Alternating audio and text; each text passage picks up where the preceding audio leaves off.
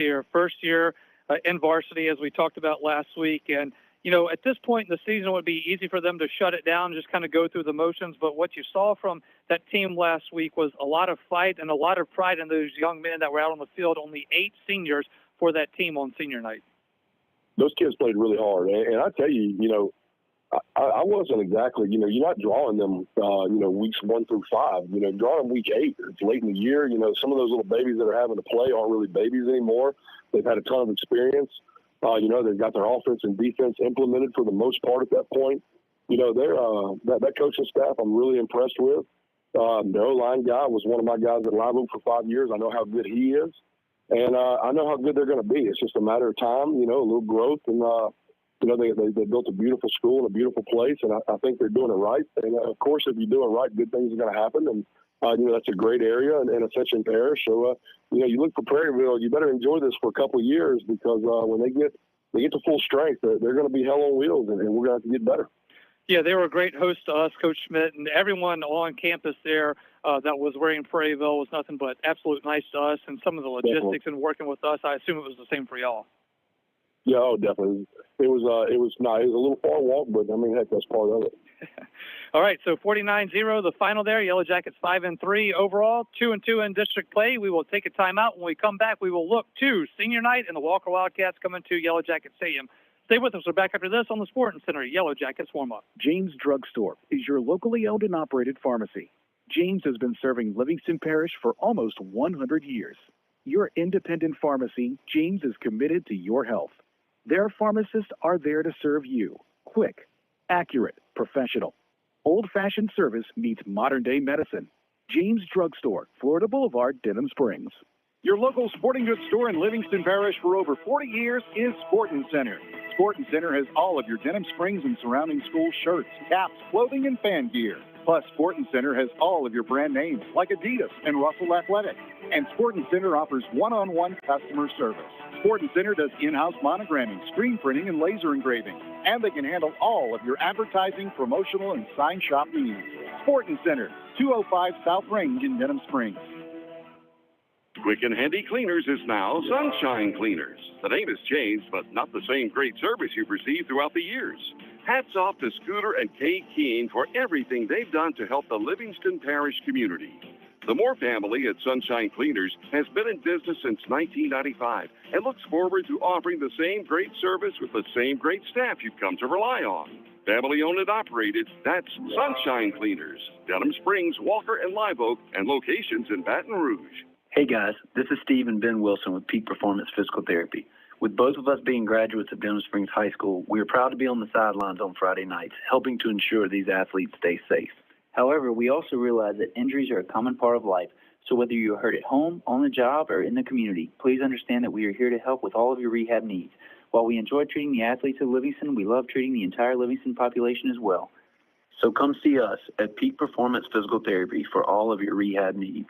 Big Mike's Sports Bar and Grill has it going on. Big Mike's has burgers, steaks, seafood, pizza, salad, sides, and desserts, 37 TVs, and Big Mike's is open late after the games.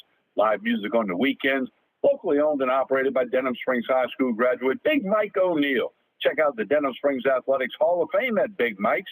Big Mike's Sports Bar and Grill, 123 Ascom Square in Denham, or delivery through Waiter or Grubhub. Denham Springs High School football broadcast on Family Radio 91.9 FM, on the net at johnfineproductions.com, and on YouTube at DS Jacket Vision, are brought to you in part by Danny Pauline of 5 Star Printing, Horace Wilkinson State Farm Insurance, Rustic Home Outlet and Mattress Express Outlet, Sport Clips, BJ Pawn and Gun, Livingston Parish Clerk of Court, Jason Harris, and L. King Company. We thank you for your support and patronage of these local businesses.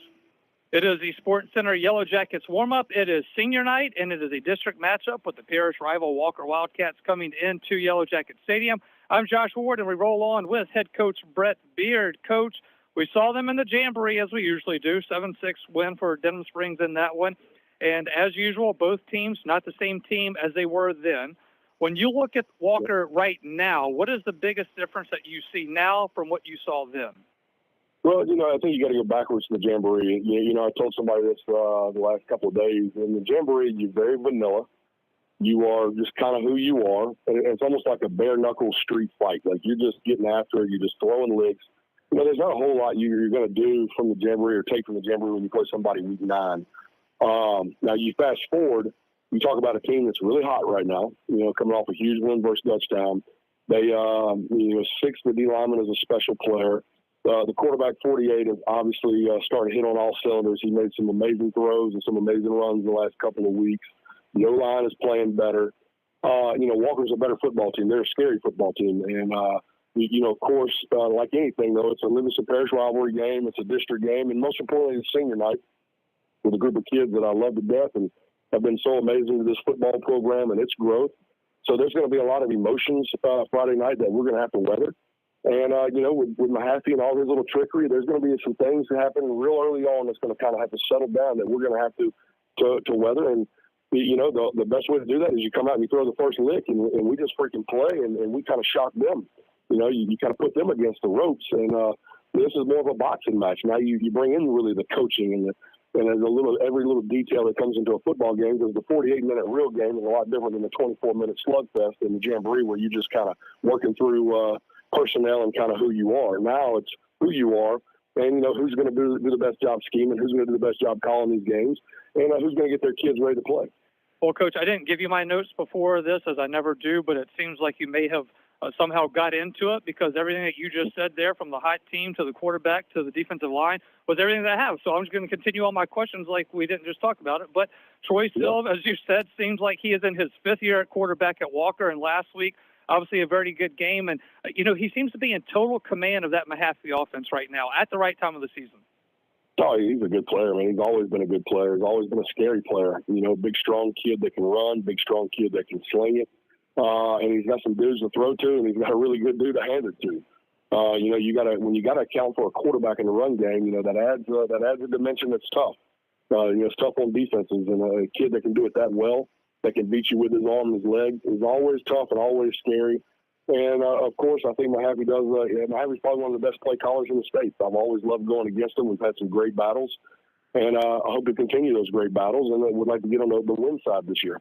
So you mentioned the running back there, that's number 94. Not usual to see a running back wearing number 94, but Caden Jones does it.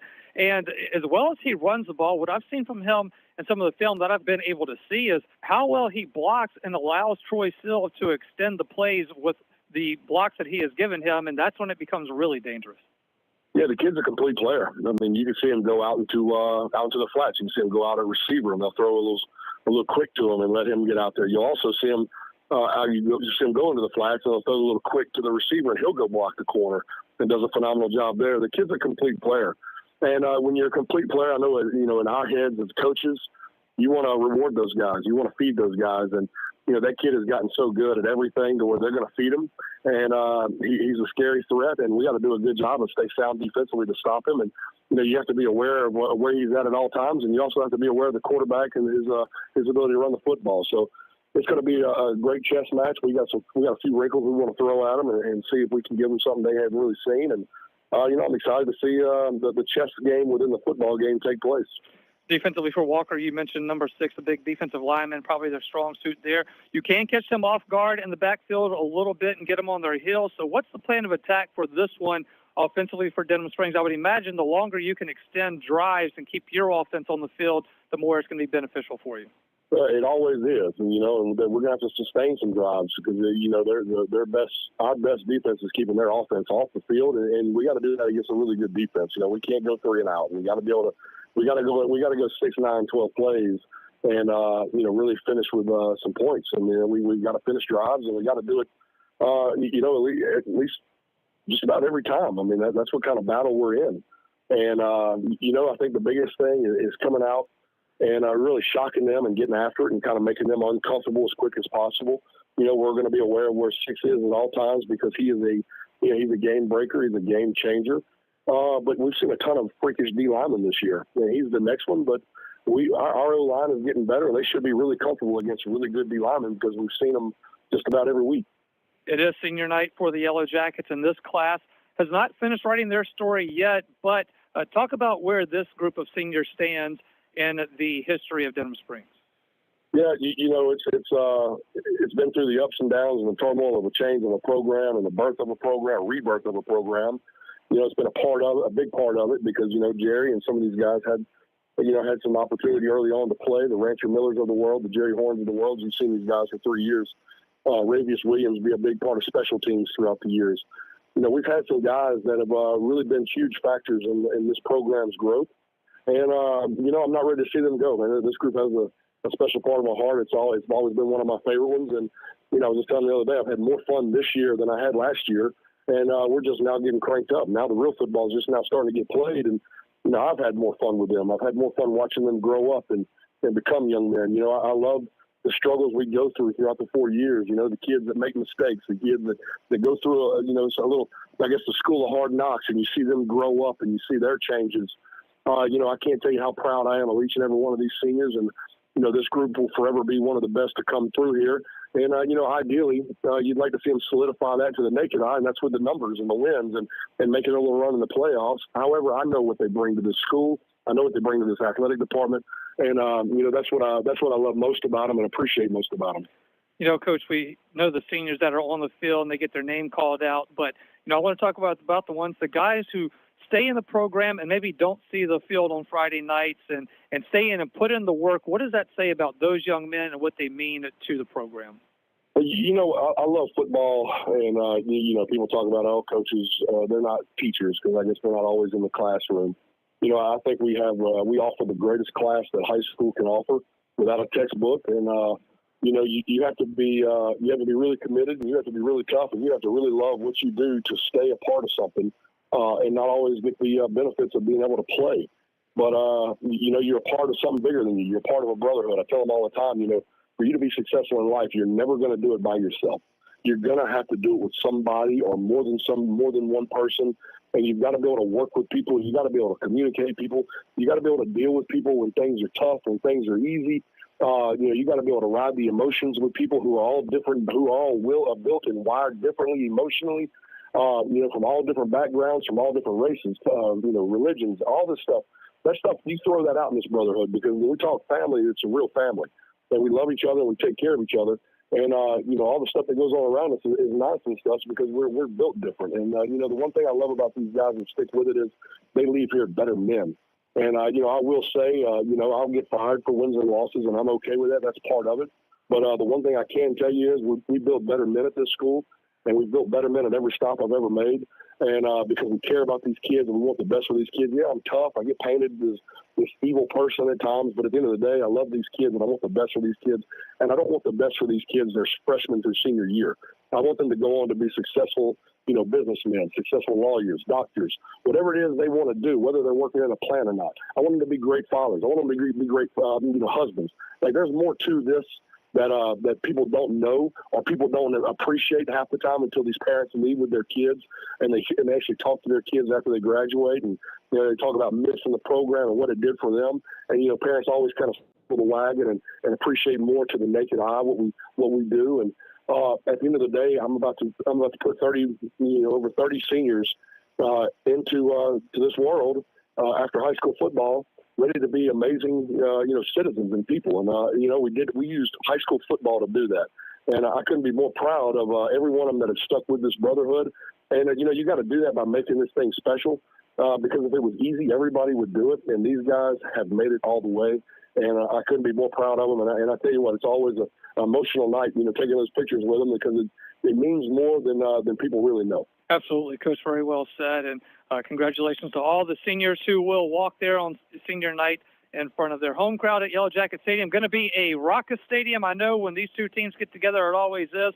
We are looking forward to it. It is going to be a great Friday night in Yellow Jacket Stadium. Coach, we always appreciate the time. Best of luck. Go Jackets, and we will talk with you next week. Yeah, we're excited to play 48 minutes in hell. I'm excited to watch these kids compete. Mom, Dad, love you. We're going to put on a show. That was head coach of the Yellow Jackets, Brett Beard. We are back after this on the Sporting Center Yellow Jackets warm-up. Do you have a go-to doctor when you're sick? Now more than ever, having a primary care provider you know and trust is essential. It's time to put your health first and schedule a visit with a North Oaks primary care provider today. From annual checkups to health screenings and everything in between, our team of providers are ready to provide the care you need to stay healthy. Call 985-230-APPT today to schedule an appointment or schedule online at northoaks.org/PCP. With Bank Plus, your account is always just a tap away. Bank anywhere, anytime with free Bank Plus mobile banking. Pay bills, transfer funds, and check your account day or night with the Bank Plus mobile app. Deposit checks with the snap of a photo. Keep tabs on your account with transaction alerts. Lost your debit card? Disable it instantly from your smartphone. Then, turn it back on when you find it. Your bank, your plus. Learn more at bankplus.net. Member FDIC. Hey, it's Max Sellers from Ralph Sellers Chevrolet. We're again excited to be a sponsor of the Denham Springs Fighting Yellow Jackets football team this year. We appreciate all the support from your community in our first few years in business, and we are excited about things to come. Whether it's a new or used car, truck, or SUV, award-winning service from our dedicated service and parts staff, or even an outstanding collision repair for your vehicle, Ralph Sellers Chevrolet wants to earn your business. From our Ralph Sellers Chevrolet dealership family to your school family, go Jackets! Bond Roten Eye Clinic is your full-service eye care specialist.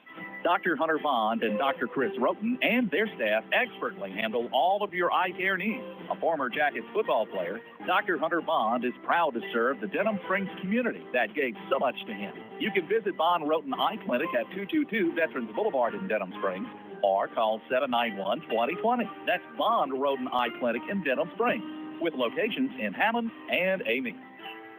If you're a small business owner in the Denham Springs area, think about everything you need to help your business succeed. You need a plan, happy customers, steady cash flow, and an insurance agent that gets you. State Farm agent Brandy Robertson runs a small business in the Denham Springs community area too, and she understands the unique needs of local business owners. She will make it easy to choose the right protection at the right price, because one thing you don't need is insurance stress. Call State Farm agent Brandy Robertson for your small business needs. Like a good neighbor, State Farm is there. Denham Springs High School football broadcast on Family Radio 91.9 FM, on the net at johnfineproductions.com, and on YouTube at DS Jacket Vision are brought to you in part by Karam Inn, Trade and Outpatient Clinic, Todd Caruso, Attorney at Law, Duke Seafood and Steakhouse, Modad 1 Individual Sewage Treatment System, Forest Grove Plantation, and Billy Leach Professional Title Company. We thank you for your support and patronage of these local businesses. It is the Sporting Center Yellow Jackets warm-up. It is the Yellow Jackets and the Wildcats from Yellow Jacket Stadium. Senior night here for Denham Springs. Josh Ward alongside Mitch Covington. Before we get into some of the things here, we know that we had a little snafu with YouTube earlier. We are now back up and running. Sometimes there are technical things that happen behind the scenes, like servers getting changed that you don't know about. So we got all that figured out. Thanks to Ms. Desiree Kennedy at Livingston Parish School Board for getting that fixed with us. Obviously, Jake Williamson, Darren Ferrente, John Fine, all of us here. You know, it was a little rough start there for us, but we are back in the saddle with everything as it should be. Family Radio 91.9 FM on the web at johnfineproductions.com and streaming live on YouTube at DS Jacket Vision. Make sure you get that subscribe button to hit and share it out to your family and friends. It is going to be a good one here from Yellow Jacket Stadium. Rain continuing to fall, Mitch. Senior night. You know, as it is senior night, you look at this and you think about everyone's going to remember their senior night. It's just one of those memories that you always remember. And this group will remember that it was pouring down rain on our senior night, and hopefully we beat the Walker Wildcats. Well, the difference in this group and then the group in 1993 that had a senior night in November against Baker, Lord, it rained all day long. It rained Thursday, I believe, too, but that was not a turf field. That was a grass field, and it was really muddy that night. The Jackets did win. We beat Baker, scored a touchdown that game, so I remember scoring a touchdown in my last home game in Yellow Jacket Stadium, but very muddy and wet night. So similar tonight, except for the turf field. Not going to be any mud out there, but just the rain's about the same, though. You know, I think it was Wednesday, and I'm getting ready, making some notes for the game and all that, and I had a great joke about how dry it has been for the last month and a half, but I bet Woodlawn was still going to be muddy after we played there. And then it rains for the next 2 days, so it threw my joke completely out. I could only imagine if they're playing at Woodlawn tonight what that would be like, but nonetheless, that was the joke that Mother Nature ruined for me. Had it all set up. I mean, on a Wednesday, I had the delivery ready, everything. But anyway, nonetheless, it didn't work out, and it is a wet night here. So we did see, what was it, the Hammond game, right? That it had, we had some rain. The Hammond game, it rained all day like today, but it did stop at about this time, about 6:50, right about when the teams came out of the locker room to take the field. It kind of stopped, and that's her field. When the rain stops, it's going to be dry 10, 12, 13 minutes later. It won't be any wet footballs out there on the ground, but the guys have been warming up in the rain. Their hands are wet. Their towels are wet they have on them, and, not sure it's going to stop raining tonight. And so even though the field won't be sloppy, there's going to be some wet hands. Your jerseys get wet, and so that can play a factor as we go through the game tonight. Get those dryers warmed up for halftime for in the locker room there. Throw the towels in the dryer. That's right. All right, Mitch, as we kind of start looking at this, before we get into the X's and O's of this one, let's take a look at the power ratings there and see where the Yellow Jackets are standing now. We're going to look at power ratings real quick. We'll look at power ratings. Yeah, there we go. All right, so if you're looking on your screen there, it's power ratings now, as we will look down at Dutchtown in the district is highest rated right now at number 10. You got Santa Maria at 13. Walker is at 20. Denham Springs, with the win last week, fell a few spots down to 22. And then you have East Ascension. They moved up one spot from their game last week up to 27. Live Oak stands at 31. Below the cut line, Prairieville is in the last out of the 41 teams there, obviously, is the season they had when we saw them last week. And again, kudos to them for the hard work they're doing. So that's a look at your power ratings as of now. So we'll see what the Yellow Jackets, what happens in this one. A win here tonight against Walker would help those power ratings out. Trying to get to that 16 number so you could host a first round game.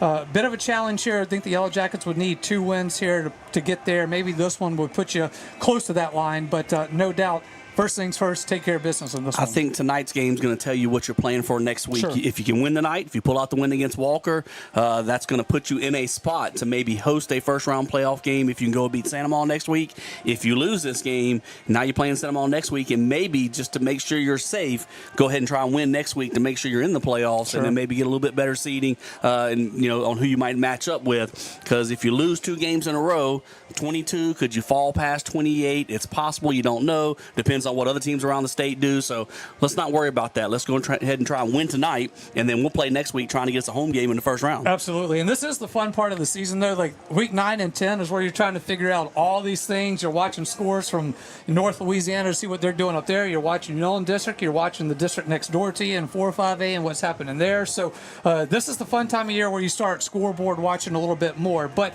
speaking of that, let's go ahead and have a look at get into the district standings here. If you're watching there on YouTube at DS Jacket Vision, you see the standings. If you're listening, then I will go ahead and tell you, Dutchtown, Santa Maria, Walker are in a 3-way tie right now, all at 3-1 in district play. Obviously, last week with the win that the Walker had over Dutchtown, that puts Dutchtown overall 6-1. Then you've got Walker at 5-2. Denham Springs is 5-3 with Walker at 5-3 as well. East Ascension 2-2 in district play. Live Oak 2-3 in district play, and Prairieville at 0-5. So that's how your district is kind of standing up right now. So, like I said, the Yellow Jackets could kind of throw a little wrench into it tonight here for Walker to kind of take them out of that 3-way tie if they can get a win here. Walker has put themselves in a great spot. If they win their last 2 games, they're assured of at least a tie, a share for the district championship. Still got a chance to win an overall district championship by themselves, depending on what would happen in other games. But they can assure that by winning their last 2 games. I believe they play Prairieville the last game, so they're probably going to win that one. So they're maybe playing tonight for a chance to, put themselves in a great position to win at least a share of a district title. And the Jackets, we've got our own goals ahead of us, and want to make sure we win games and keep climbing those power ratings so we can try and be in the best spot possible. I know that the team can't go back and look at it, but each week when I'm looking at the power ratings, I keep looking at that Live Oak game and saying, man, if you had that one back, and Coach Beard said it when I talked to him, he was like, we play that team 10 times. They beat us 1, and on that night they were better than us. They wanted us more. They wanted it more than us, and we just didn't play the football that we're used to seeing. And then you saw how they reversed it the next week against a very good Dutchtown team and looked like a much different team. So hopefully they can keep some momentum that they had from last week. and a little extra time being that you played on Thursday against Prairieville, coming out with some confidence here. I think, both of us talked to the coaching staff this week, and they've got some things and some game plans that they feel really good about. So it's going to be interesting to see how this works out. It's going to keep us on our toes for sure. I'm just glad to hear somebody else still thinking from way back. I'm usually the guy that can't let something go. Some of the other coaches used to laugh at me a little bit. We'd be in the fourth quarter of a game, and I'm still complaining about something happening in the first quarter. Right. And so here we are. I've moved past the Live Oak game. It was a little while back, and it's time to move forward. But you're still stuck with it right now. We knew at that moment, though, this game is going to come back to bite us at the end of the year if we can't, make a big run. And so that's going to hold us back a little bit power rating wise. But everything's still in front of us. We got 2 games right here. If we win either one of them, we're safely in the playoffs. Maybe win both of them and try and win a home game. All right, we will take a timeout. When we come back, we will get you ready for a kickoff, get you your Denham Springs starting lineup, and it will be kickoff coming up in just a few minutes. It is a Sporting Center Yellow Jackets warm-up. Back after this. Peak Performance Physical Therapy has been serving the wonderful people of Livingston Parish for over 20 years now. This is Ben Wilson, Denham Springs High School, class of 98. And the much younger Stephen Wilson, class of 2003. We are honored to have the opportunity to help those in our community return to a normal way of life following injury. From the geriatric population to the young athlete, we are committed to helping you become stronger, faster, and better. So for all of your physical therapy and rehab needs, come see us at Peak Performance Physical Therapy, located in Denham Springs at 145 Aston Square, or visit our website at peakperformancephysicaltherapy.com. Demco believes that championing youth programs helps pave the way for a brighter future. From building the next generation of leaders with the Youth Cooperative Ambassador Program, to giving students the chance to visit Washington, D.C. as part of the Rural Electric Youth Tour, our dedication is clear. At Demco, we power youth. Learn how you can participate at demco.org. That's demco.org. Since 1898, the Livingston Parish News, an award-winning media outlet, has served as the news source for our community. The Livingston Parish News is available in print and online at www.livingstonparishnews.com. For complete and comprehensive coverage of what is making news in Livingston Parish, as well as Livingston Parish sports, we have you covered. Opinions, politics, lifestyle, and the arts. No matter how big or small the story, the Livingston Parish News is your source for community news in our parish. Serving Livingston Parish for more than 120 years, it's the Livingston Parish News.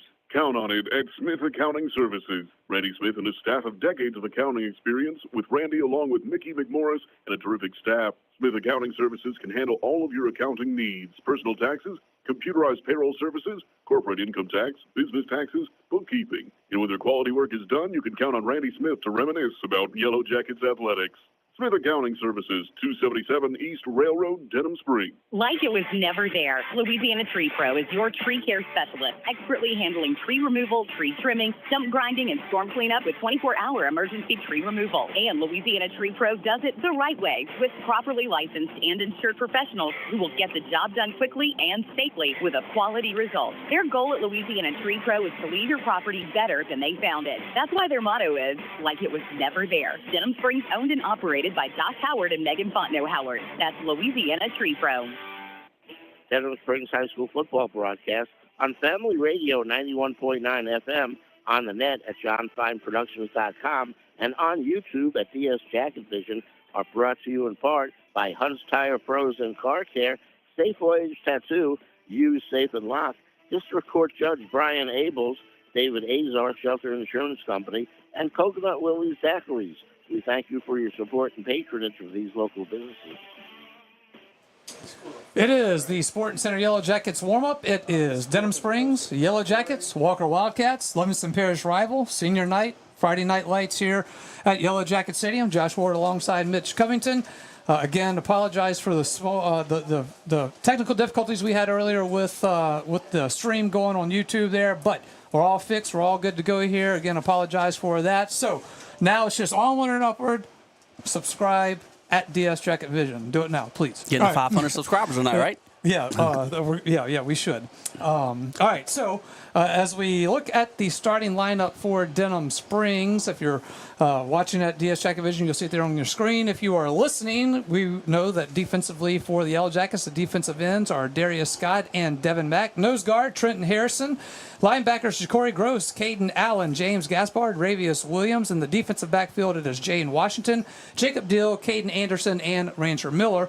Offensively for the Yellow Jackets, a few changes here tonight. At left tackle will be Coy Bethencourt, left guard Jackson Martin, center Bryson McCabe, right guard Christian Ferguson, right tackle Cy Martin, wide receiver Tylen Haynes is back in the starting lineup, Colton LaBeouf back in the starting lineup, Sean Goldman remains in there, and then it will be Peyton Puffer and Brenton Paul. Brenton Paul stepping in for Slade Daigle in the starting lineup. We should see a mix of both of them as well, and then of course your senior quarterback Jerry Horn. And you mentioned maybe some different names, but these aren't really new names to us. These are guys that have been playing all year, but some weeks with this guy starts, the other guy starts. It's just a little bit back and forth, so we're not breaking in any brand new players tonight. These are familiar names. Very familiar names, just a different starting lineup than we saw last week, and that happened from week to week. For the most part, a lot of these have stayed the same, but every once in a while there's a few changes here and there, and this guy gets a nod this week, this one gets a nod that week, so nonetheless, that is your starting lineup for tonight. Mitch, all right, as we start to look at the X's and O's of this one, defensive line for Walker, they've got a good one there, big number 6. I've got his name right here. I apologize for that. Dante Flowers. He is a beast, and they are game planning around him and try to do things to get him out of place. Yeah, and if you were listening early on in the Sporting Center Yellow Jacket warm-up, we talked about in the Jamboree, I do believe the Walker defensive front kind of got the better of the Yellow Jacket offensive linemen, and that things are a lot different now than they were back in the Jamboree, and we've kind of mixed our lineups around and moved some guys in some different positions, and so it's going to be interesting tonight to see if we can handle that front of the Walker defense, as you mentioned, led by Flowers, the defensive lineman there for Walker. So that's going to be a big issue with the weather tonight. Maybe we have to run the ball a little bit more than we normally do. We like to pass the ball a good bit with Jerry Horn and spread out with those receivers, Tylen Haynes and Gaspard and LaBeouf and those guys. And so tonight maybe have to be a little bit more run-oriented than normal. So it's going to be up to that Yellow Jacket offensive line to try and block that front of Walker, which really did a pretty good job against the Jackets in the Jamboree.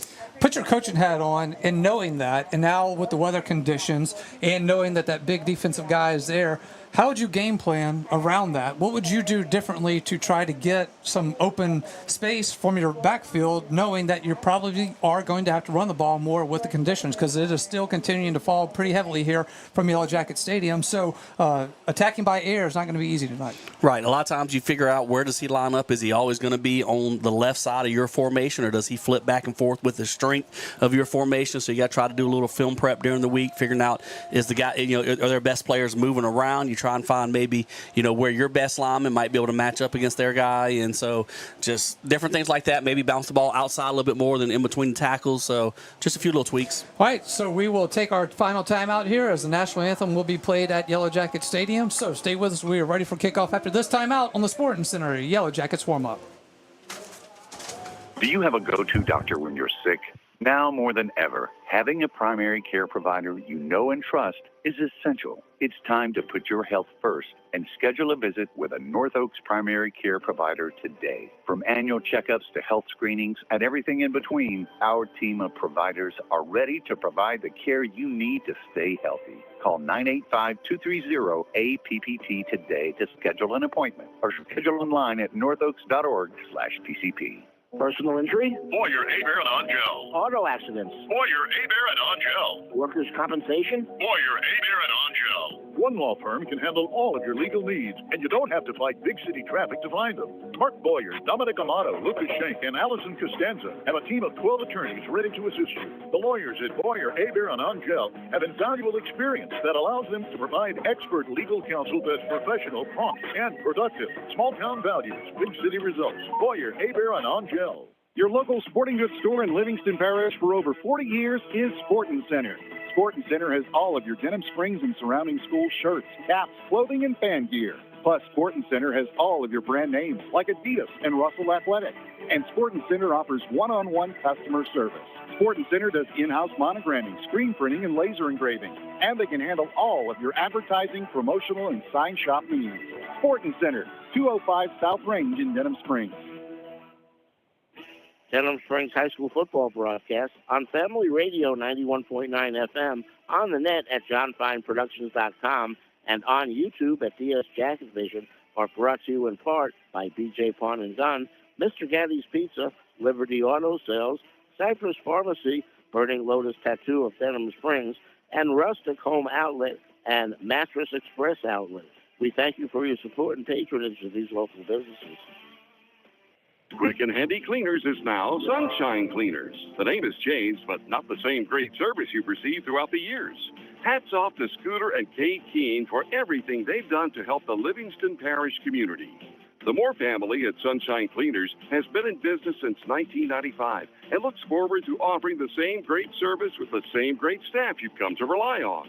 Family owned and operated, that's Sunshine Cleaners, Denham Springs, Walker, and Live Oak, and locations in Baton Rouge. Big Mike's Sports Bar and Grill has it going on. Big Mike's has burgers, steaks, seafood, pizza, salad, sides, and desserts, 37 TVs, and Big Mike's is open late after the games. Live music on the weekends, locally owned and operated by Denham Springs High School graduate Big Mike O'Neill. Check out the Denham Springs Athletics Hall of Fame at Big Mike's. Big Mike's Sports Bar and Grill, 123 Ascom Square in Denham, or delivery through Waiter or Grubhub. Welcome back in. Sporting Center Yellow Jackets warm-up. That will do it for the Sporting Center Yellow Jackets warm-up, brought to you by Sporting Center, proudly serving Livingston Parish since 1977. At Sporting Center, they've got everything you need, from athletic equipment to school uniforms. Go see Stacy Phipps, James Adam McCants, and their terrific staff. That is at Sporting Center, 205 South Range Avenue in Denham Springs. All right, Mitch, before we get ready for kickoff, Mitch Covington's keys to the game. Well, defensively, we're going to have to make sure we do a good job. Walker likes to run the ball a good bit. They're not a power running team, but they'll spread you out. They got quarterbacks who can run, good running backs, so they do a good job in that game. And then they also are a threat in the passing game. They're very balanced offense, so we got to play very strong defense. Offensively, kind of going with what we've been talking about the last couple of weeks. We want to try and stay away from the turnovers. All right, we've been able to move the ball up and down the field. We want to finish off when we get inside the 15-yard line, try and get touchdowns and not field goal attempts, and then protect that football, especially on a night when it's wet and it's rainy. Let's try and take care of it. All right, Yellow Jackets won the toss. They defer to the second half, so it'll be Jonathan Bravo to kick it off. District 5-5A matchup, Yellow Jacket Stadium. Senior night, the rain is falling, and we are ready to get this one underway. Here is the kick from Bravo. It's going to be a short kick to the 45-yard line. It'll be 1st and 10 for the Wildcats, as they will start that one at their own 45. So good starting position for Walker there, but you saw that Coach Beard maybe trying to pull out one of his. Well, I don't think it was onside kick. Walker's got a really good return game. They've scored some touchdowns in the return game, but I think we tried to pop it over that front line and landed like in no man's land at about the 45, 35-yard line, but one of the guys on the front line reached up and grabbed it, so we didn't get the ball back. We wanted about 10, 15 yards deeper than where it ended up. All right, 1st and 10 for the Wildcats. They will start this one at their own 44-yard line. It will be Troy Silv at quarterback. He will start this one with an empty backfield. Silv will wait for the snap. He gets it. He drops back. Going to quarterback keep it himself. Going off to the right side. He is hit at the line of scrimmage and pushed out of bounds for no gain. Gaspard did a really good job right there, James Gaspard, of running him down from his inside linebacker spot. Silv tried to do a little quarterback sweep out to the top side, had 3 receivers blocking for him, but our inside linebacker, James Gaspard, ran him down and stopped him for no gain. All right, so 2nd down and 10 for the Wildcats. It is now 2nd and 10 from their own 44-yard line. It'll be Silv with an empty backfield yet again, as he will check to the sideline. Walker often does that. They set up. They will check the sideline, check with Coach Mahaffey, and then get going. Here is Silv. He will get the snap. He's looking to throwing it downfield. A wide open receiver at the Yellow Jacket 25. He's at the 20, the 10, the 5, and in for the touchdown is Rashad Taylor. And the Wildcats strike quickly. A complete blown coverage right there is, he was running, Rashad Taylor was running down the field all by himself. No Jacket defender went with him. They didn't even really do a play fake off of it. We just had a couple of defenders that both stayed short in a short coverage zone, and nobody was deep. And then Silv, of course, found him streaking down there by himself for a quick 6 points for the Walker Wildcats. Yep, from the 44-yard line, it is a strike, and it is to, again, Rashad Taylor. And with 2 plays, Wildcats have a 6-0 lead. Then is Sam Ponce to attempt the extra point. As he waits for the snap. Here it is. Hold is down. Kick is up. Kick is through the uprights. Extra point is good. Walker 7, Denham Springs 0, and we are back after this on Yellow Jackets football. James Drug Store is your locally owned and operated pharmacy. James has been serving Livingston Parish for almost 100 years. Your independent pharmacy, James is committed to your health. Their pharmacists are there to serve you. Quick, accurate, professional. Old-fashioned service meets modern-day medicine. James Drugstore, Florida Boulevard, Denham Springs.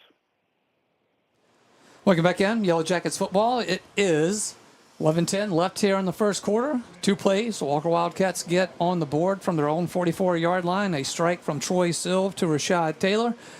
And it will be Yellow Jackets coming out offensively now. It will be Enzo Landry and Tanner Kerner back to receive for the Yellow Jackets. It will be Sam Ponce kicking off for the Wildcats. You know, Sam Potts missed a couple of kicks in the Jamboree, and we won that one 7-6, but I've watched him on film. He's done a really good job of kicking field goals this year, and he's recovered from that slow start. Ponce will step up, kicks it off from the 40-yard line, end-over-end kick. It will be Kerner at the 15-yard line. Now he's at the 20, the 25. He's at the 30, still on his feet at the 35. We brought down about the 36-yard line where the Yellow Jackets will start at 1st and 10 for their opening drive of the night. Really good return right there by Kerner, and a good job blocking up front by him by the guys, on his return unit. Really good field position for the Yellow Jackets out to the 37-yard line, and that's one of the better returns that we've had in the last few weeks, really in district play for sure. Yep, so they will start from the 37-yard line, and it will be Jerry Horn coming out as your senior quarterback, as we know, and a lot of weapons that he has at his disposal, and we will see how they are used here tonight as we expect to see the Yellow Jackets do a few different things that we have not seen yet this year. It will be Jerry Horn on 1st and 10, and it will be an empty backfield for Jerry. He will get the snap, he will take it himself, and he will barrel his way to the 40-yard line for about a 3, maybe 4-yard pickup. It was funny. We spent some time talking about the Walker defensive tackle, Dante Flowers, and what we may try and do to work around him. Well, that time we ran right at him. That's right. Jerry Horn took the snap, and Flowers was there at the left tackle spot on the Walker side, and we ran right toward him, but we did a good job. Cy Martin lined up in front of him, and we got about 4 yards on first down. Gets to the 41-yard line, make it 2nd down and 6 from their own 41. It will be Horn in a pistol formation. We'll send a man in motion now. That is Brenton Paul. Here is a misdirection. That's going to be to Tylen Haynes, who gets to the 45-yard line where he is tripped up. It'll be 3rd and short for the Yellow Jackets. That was close to being a really big play. A rod receiver counter. Jerry Horn took up the left side. We gave the counter back to Haynes coming to the right side. And Jonathan Musso was the only player for Walker on that side of the field, and he made a good open field tackle for Haynes to stop that from going for about 15, 20 yards. All right, so it'll be 3rd and 2 for the Yellow Jackets from their own 45-yard line. Walker 7, Denham Springs 0, 9:55 left here in the first quarter. Jerry Horn from the shotgun will have Paul lined up to his left. Horn will get the snap, quarterback keeper himself. He gets across the 45 to the 47-yard line. Looks like he is right at the first down marker, but we will have to wait to see on the spot. It looked like maybe the ref was coming in and we had the yards for the first down, and we did. And it's a first down. Make that a Big Mike Sports Bar and Grill Jackets first down. Family-owned, children-friendly, incredible food, and locally owned by Big Mike O'Neill. That was a little bit of an unbalanced set for the Jackets as we shifted Puffer from the right side of the line to the left side. And we had 4 offensive linemen counting Puffer on that side of the field, 4 blockers in front of Jerry Horn. And we kind of outnumbered them there and was able to allow Horn the yards needed for the first down. All right, 1st and 10 Yellow Jackets from their own 47-yard line. Empty backfield for Jerry Horn. He will keep it himself again. He gets to midfield, stays on his feet, and gets to the Walker 42-yard line. We'll wait to see where they mark him down. And he's right at it 42. again. I think he's at the 43. Yep. All right, so they will mark him down at the 43 officially, but that is a first down for the Yellow Jackets. Check out the Denham Springs Sports Hall of Fame at Big Mike's. That is your Big Mike Sports Bar and Grill Jackets first down.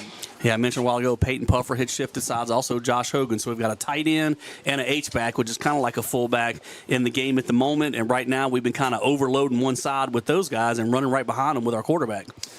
All right, Jerry Horn on 1st and 10 from the Walker 43-yard line will put it into the chest of Brenton Paul, and he will stay on his feet at the 35. He's at the 30, 25, 20. Still on his feet, pushed out of bounds at the Walker 15-yard line. 1st and 10 for the Yellow Jackets. Another Big Mike Sports Bar and Grill Jackets first down. You can cater your next party at Big Mike's. Check out Big Mike's catering menu. Unlike a while ago where they made a good open field tackle on Tylen Haynes to stop a big play, Britton Paul broke that open field tackle just then, and he turned what could have been about a 4 or 5 yard gain into a good 25-yard gain as the Jackets have something good going with a really good run by Britton Paul just then. 1st and 10. They will mark him out of bounds at the Wildcat 14-yard line, so it will be 1st and 10 for the Yellow Jackets there. Jerry Horn from the shotgun has Paul lined up to his right now. Here is the snap. It is the bad snap over Jerry Horn's head. He has to go all the way back to the Walker 34-yard line, and that is just very unfortunate right there for the Yellow Jackets. But we talk about the weather here. A slick ball could be part of that issue right there. I don't think that was weather-related. We just snapped it too early. Bryson McCabe, your sophomore center, we had just shifted Josh Hogan and Peyton Puffer over to the right side, and as you can tell, we got an illegal shift because they never got set because we got the ball snapped before Jerry Horn was looking for it and just shot right over his shoulder. Unfortunately, that's not a dead ball penalty. Sometimes you get away with a false start. They blow it dead, but Walker can decline that one because they obviously want to take the loss of the yards plus the down. 2nd down and long now for the Yellow Jackets. Horn, empty backfield, will drop back. Looks to throw, dances around. He will fire it. It is going to be incomplete at the Walker 25-yard line. Intended receiver was Sean Goldman. That's disappointing because we had a 1st down at the 14-yard line of the Walker Wildcats, and then with the snap over the quarterback's head there, now we're struggling just to get back into field goal range at this position right here.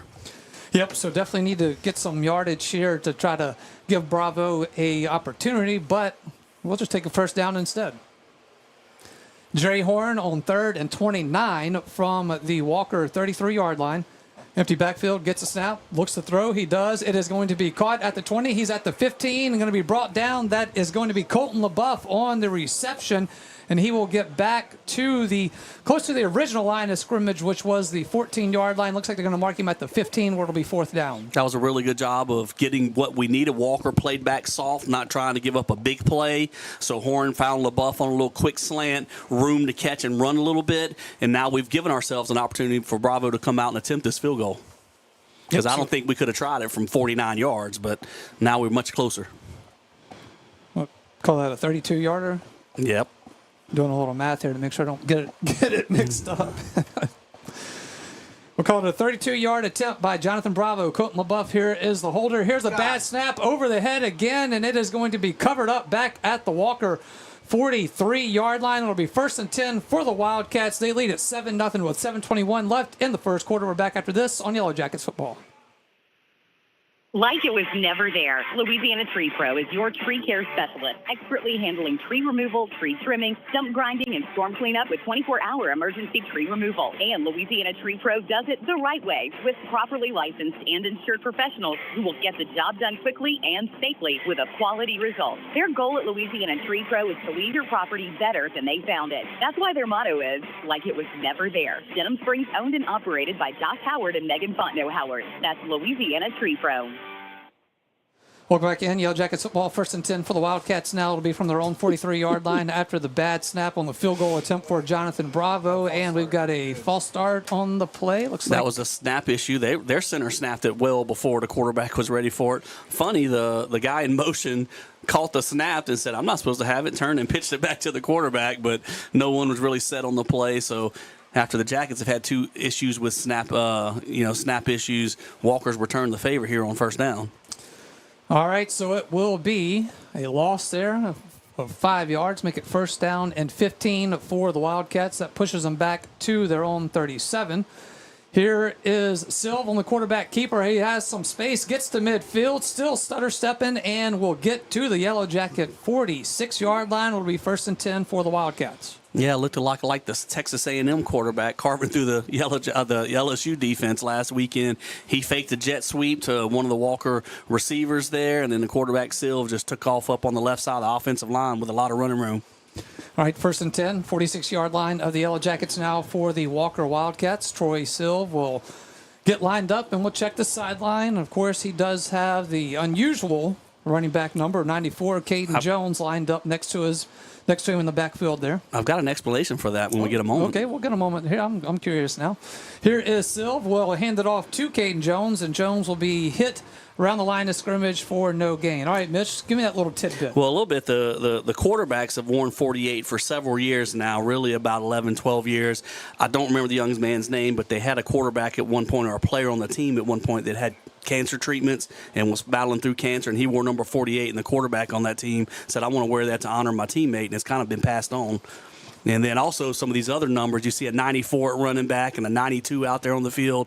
Coach Mahaffey, I'll tell you that one after this play. I'll give you the explanation for that. All right, so it is 2nd down and 10 for the Wildcats from the Yellow Jacket 46-yard line. Here is a fake handoff. Silv will keep it himself, gets to the Denham Springs 40, and that's where he will be brought down. All right, continue on, Mitch. So we don't normally see 94 at running back or 92 at tight end and catching passes and all, but in the summer workouts, Coach Mahaffey says if you have to be here for every workout, each time you miss, you go to the bottom of the line of players that get to choose what number they want to be. It doesn't matter.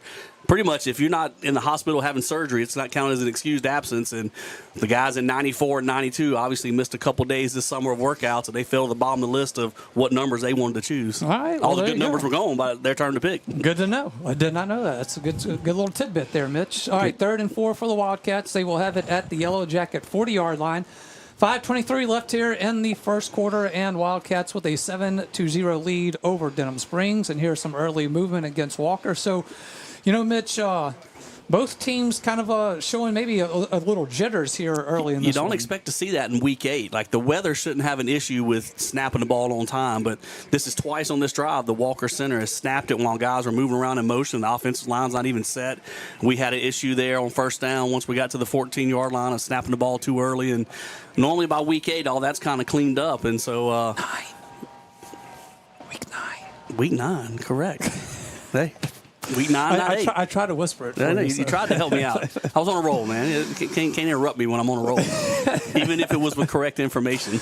All right, here is the snap to Silv. It will be on the ground, and he will pick it up and run, and he will get to the Yellow Jacket 39-yard line, but it brings up 4th down for the Wildcats. Good job by Jacory Gross running from the backside defensive end. Silv put that ball on the ground. The snap kind of hit him in the hands about thigh high, and he dropped it down to the turf and picked it up, and Jacory was able to run him down from the backside and keep him short of the first down. All right, so Wildcats will keep the offense out on the field on 4th and about 4. It'll be right at the Yellow Jacket 40-yard line. Need to get to the 44 to move the sticks. Silv from the shotgun will get the snap. He will hand it off to Caden Jones. Will be wrapped up in the backfield for a loss on the play. A flag comes in. We'll wait to see what that is about. Hope but that's not a face mask. That's right. That's the only thing that's going to be bad against us is if it turned out being a face mask, and the way the Yellow Jacket defenders didn't run off the field has me worried, because we did a great job of getting back there. That was Mack that got in the backfield first. Then Jacory Gross was there to make the tackle. But our guys didn't celebrate and run off the field after that stop. Yep, and you could tell with them not moving that this will be against the Yellow Jackets, and it is a face mask. Good call there. And it's really bad because they had no room to run. All right, we had them stuffed at the line of scrimmage. Did an excellent job. Devin Mack was in the backfield quickly, made him stop his feet. Jacory Gross was there to make a tackle. And then Caden Jones really didn't have any room to run. And we just reached up and grabbed a face mask, and nothing done purposely, but that is against the rules. And first down for Walker. Yep, pushes them to the Yellow Jacket 29-yard line, so it'll be 1st and 10 for the Wildcats. 4:13 left here in this first quarter. It is Walker 7, Denham Springs 0. Thank you all for joining us here on this Friday night, rainy Friday night from Yellow Jacket Stadium. Here's a handoff from Silv to Caden Jones, who will be hit, wrapped up, and brought down by a swarm of Yellow Jackets. I hate to say it, but that's almost like another turnover right there. We had them stopped. That would have been Yellow Jacket football, but just reaching up and grabbing the face mask gave them the first down. And so now we got to really stiffen up right here. Jacket defense is going to have to stay strong. Don't want to fall down 2 scores. And even though they scored very quickly on the first drive, that clock is chewing right now. We only have about 3 minutes left in the first quarter. It will be Silv from the shotgun. Will get the snap on second down. Looks to throw, throwing it towards the end zone. It is going to be incomplete. Intended receiver was Carleon Joseph, and it is incomplete and makes it third down now for the Wildcats. Good job by Jaden Washington to step in front and break that up. Just a little skinny post over there by the outside receiver, and then Jaden Washington was right on his hip and reached in with that inside arm and knocked it away. So a great, nice pass breakup. There was a flag on the play on Walker. It's interesting to see if we take the penalty. If that's holding, it's going to back them up 10 yards. And that looks like what Coach Beard did. He didn't go ahead and take the results of the play. He wants to play 2nd and 20 instead of 3rd and 10. Yep. So it will be a holding call against the Wildcats that will push them back to the Yellow Jacket 37-yard line. Troy Silv will be out of the shotgun. He does have Jones lined up to his left. 2 receivers here to the nearest sideline. As Silv will check the sideline. Now he is ready to go.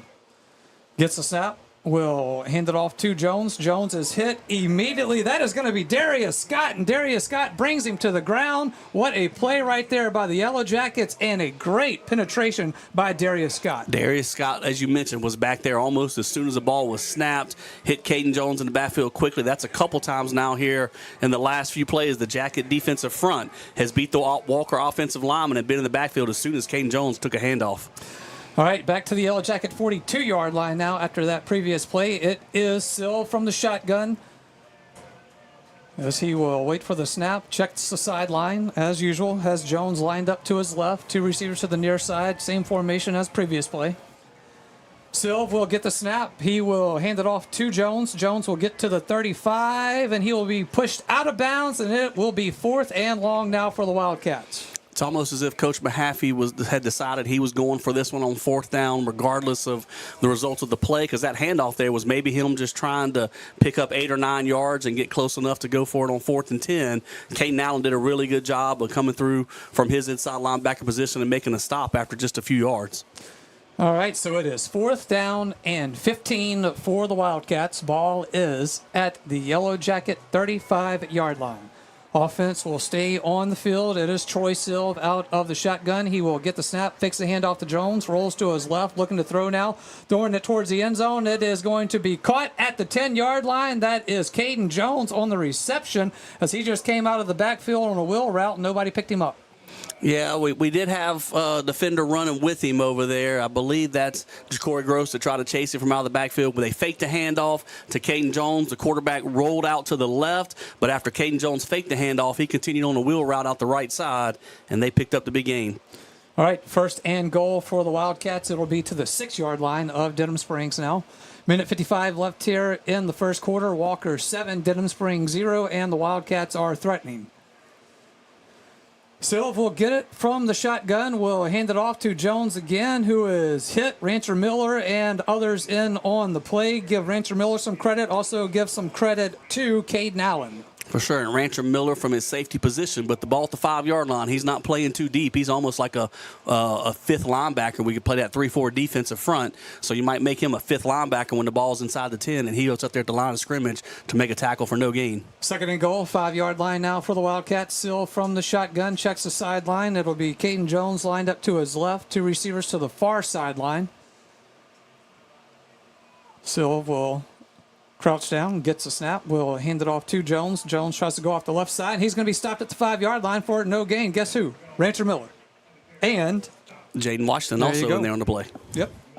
So the Jackets have held tough here on that was a big momentum play, a big 4th down swing for Walker, but the Jackets have held up and forced a 3rd down play. All right, here it is. It is going to be a throw from Silv. It is going to be incomplete. A flag on the play. Intended receiver was the tight end, Braylon Kent. And, Mitch, I don't think you like the call. I disagree with that one greatly. I mean, Ravius Williams was playing the running back out the backfield. That ball was in the backfield, by the way. You can make contact on a player in the backfield. That may be what the officials are talking about. The official at the back corner of the end zone threw interference, and he's 15 to 20 yards away from the play, whereas the officials here that were near the play didn't throw anything, and maybe the discussion is if the contact was made in the backfield, that's a legal play by Ravius. All right, so it will be 3rd down. Well, no, the penalty, they got to do the penalty, so that's I'll make just it a terrible 1st call. down. He's calling holding. Ravius did not reach out and hold the guy. The guy crossed his face because he's there, the outside linebacker, and Ravius stayed with him, but he didn't grab him or hold him or anything. And I'm telling you, the referee that threw the flag was 20 yards away from the play. So I feel like you adamantly disagree with that. I mean, let the kids get out there and decide it, with good effort. Let them play.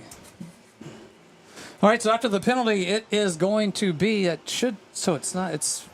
half the distance to the goal. It will be third down. Silv going to get the snap, keep it himself, and he will be brought down just around the 5-yard line. So he'll lose a yard, maybe 2 yards on the carry. And it is fourth down now for the Wildcats again. Well, just to clarify, it's not an automatic first down in high school football. And so it was at the 5, and you get half the distance and replay the down, but it's not automatic first down. So the Jacket defense, after another momentum shift against them, has held up strong again. They've done that several times on this drive, and we're going to ask them to do it just one more time. Yep, so it'll be fourth and goal. It will be from the Yellow Jackets 6-yard line, and it will be Troy Silv. It's going to be a heavy formation. Here's a direct snap to Jones. Jones will get it. He will be hit, and he will be stopped short of the goal line as he gets to about the 2. It'll be 1st and 10 for the Yellow Jackets. Big defensive stop. They've come out on offense after this time out on Yellow Jackets football. Denham Springs High School football broadcast on Family Radio 91.9 FM, on the net at johnfineproductions.com, and on YouTube at DS Jacket Vision, are brought to you in part by Brandon Rishu with Smart Move Real Estate, KOA Campground, the law office of IVL Graham, Brian Ross, owner OK Computers and Auto Sales, and Dr. Chip Bankston and Baton Rouge Orthopedic Clinic. We thank you for your support and patronage of these local businesses. 6 seconds left here in the first quarter. 1st and 10 for the Yellow Jackets from their own 2-yard line. Jerry Horn will work it from the shadows of the end zone.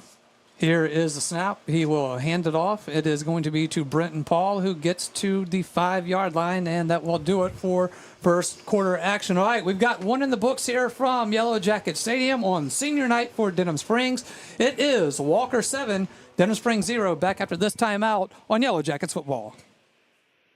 Hey, it's Max Sellers from Ralph Sellers Chevrolet. We are again excited to be a sponsor of the Denham Springs Fighting Yellow Jackets football team this year. We appreciate all the support from your community in our first few years in business, and we are excited about things to come. Whether it's a new or used car, truck, or SUV, award-winning service from our dedicated service and parts staff, or even an outstanding collision repair for your vehicle, Ralph Sellers Chevrolet wants to earn your business. From our Ralph Sellers Chevrolet dealership family to your school family, go Jackets! If your saving for retirement approach involves the phrase, "I'll get around to it someday," Edward Jones can help. When it comes to meeting your goals, time can be on your side, and there's no better time than now to get started toward your retirement goals. Edward Jones Financial Advisors Scott Landry and Sims White can help. Stop by their office at 179 Del Orleans. That's Scott Landry and Sims White at Edward Jones, 179 Del Orleans, right across from the post office. Edward Jones, making sense of investing, member SIPC. Welcome back in Yellow Jackets football. It is Walker 7, Denham Springs 0. Josh Ward alongside Mitch Covington, Jake Williamson, Darren Ferrente, John Fine, Lamine Figueroa back at the studio. Great to have you all along with us on Family Radio 91.9 FM, on the web at johnfineproductions.com, and streaming live on YouTube at DS Jacket Vision.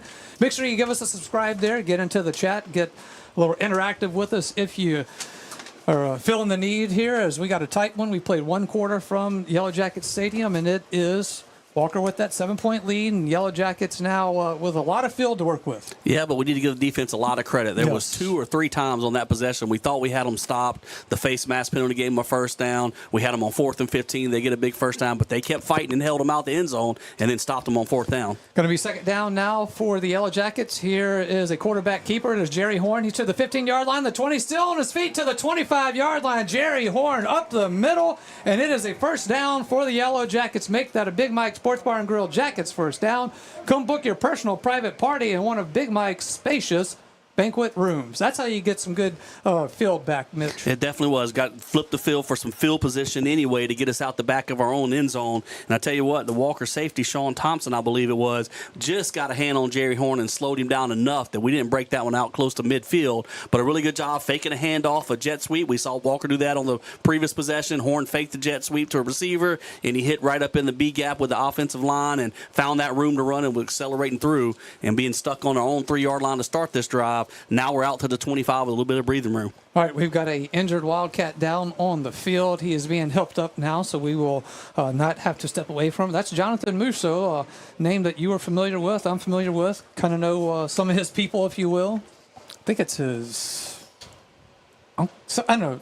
There's a Musso that works with me. I can't remember the relation, but there is one. I feel silly for not remembering that now because I've had this conversation a couple of times. Well, what we need is our buddy Coach Brad John, former Denham Springs High School quarterback that works with me at Denham Springs Junior High. He knows the Musso family well because he married a Musso. That's okay. Yeah, that's what it is. It's all coming together now, Mitch. All I needed was for you to put the last piece of the puzzle together for me.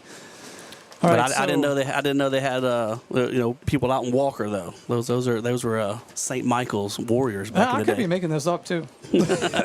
I tell you what, Coach John will let me know if I'm anywhere in the same hemisphere. But the good news, as we mentioned, we were started this drive at our own 3-yard line. Interesting that Walker, man, they went with a power set a while ago from the like the big jumbo backs from the 6-yard line. They weren't able to ram it in from the 6. You figured the 6-yard line, they'd spread it out and maybe pass it or run it from there. But Jackets held them out the end zone. Nice run by Brenton Paul to get a few yards, and then Jerry Horn has got us out to the 25-yard line. First and 10 for the Yellow Jackets, their own 25-yard line. Pistol formation, Jerry Horn. He will now send a man in motion. That is Goldman. Horn going to keep it himself again as he will get to the 30-yard line. So we thought with the weather conditions and some of the game planning here that we may see a heavy dose of number 9 on senior night here, and thus far we have, and he's making the most of it. And Jerry Horn's a very capable runner. He's a big guy. He's tall and he's thick, and he can run the ball well. He's got some good speed. We've seen him a lot of times scrambling out of some pass rush, but now they're using him more on some design quarterback runs, and it's been very successful here in the first 2 drives for the Jackets. Second down and 6. It will be from their own 29-yard line for Denham Springs. Jerry Horn, shotgun formation. We'll wait for the snap. He will put it into the hands of Brenton Paul, who will be hit and brought down for no gain. Yeah, not that time. A little bit of a slow developing play, getting the ball to Brenton Paul, but the Walker defensive front was able to get through that time and hit Brenton Paul in the backfield before he had a lot of room to get up and get some momentum going. All right, so make it 3rd down and 6 from their own 29-yard line now for the Yellow Jackets. 10:46 left here in this now second quarter, and it is Walker 7, Denham Springs 0. Great to have you all along with us, and it will be Jerry Horn with an empty backfield. I might be trying to get the ball to Tylen Haynes here. Here is the snap. Drops back, looks to throw, throws it middle of the field. Intended receiver was Gaspard. It is incomplete. Yellow Jackets thought that the defender got there maybe a little bit earlier, but there is no flag, and it's 4th down. I'm going to tell you, I thought he got there earlier, and the official that was so happy to throw the interference down by the goal line decided this time, we're not going to throw any flags anymore. So he might have been too close to the play to throw that flag. He had to be farther away. Mitch is on a roll tonight. Good job, man. I like it. It's not that Puffer was wide open, but the defender got there before the ball did. All right, so it is 4th down for the Yellow Jackets. It will send out Trenton Harrison to punt it away. A high snap. He's able to bring it down, gets the punt away. A nice high sky punt. Hits at the 30-yard line. Still rolls to the Walker 30-yard line to the 29. It'll be 1st and 10 for the Wildcats after this quick timeout on Yellow Jackets football.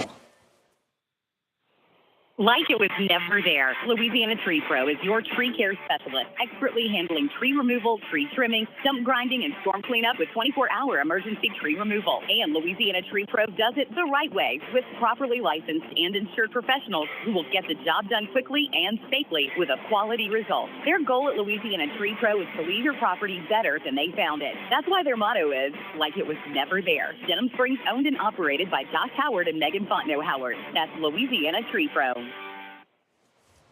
We welcome back into Yellow Jackets football. 10:17 left here in this first half. Coming up for the Sunshine Cleaners halftime report, Mitch Covington doing double duty, maybe triple duty here tonight, as he will be joined by our good friend, Southside Junior High football coach, former all-district punter for the Yellow Jackets. Josh Neal will be in studio, or in-house, rather. Not only an all-district punter, but when he coached at Denham Springs High School, I believe he coached the punters. Well, I know he did, but I believe we had an all-district punter about 4 straight years while he was the coach of the punter. So, well, I know really, it had all really to good. do with his coaching. That's right. He's really knowledgeable on punting the football. So.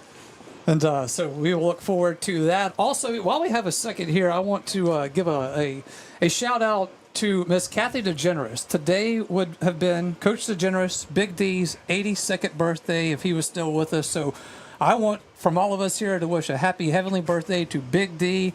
I know we all miss and love the guy. Miss Kathy DeGeneres, thinking about you today. We know you miss him more than anybody. I'm still scared of when I was standing outside of her room being punished and he walked down the hallway and I know I was in the wrong room at that point. 1st and 10 for the Wildcats. It is from their own 29-yard line. Troy Silv is out of the shotgun, sends a man in motion. Here is a snap, fakes the handoff, looks to throw, throws it downfield. It is going to be incomplete at the 47-yard line. Intended receiver was Rashad Taylor for the Wildcats, and great play right there by the Yellow Jackets. Who are we going to say? Jaden Washington was there to help break it up. Good job by the Jackets secondary.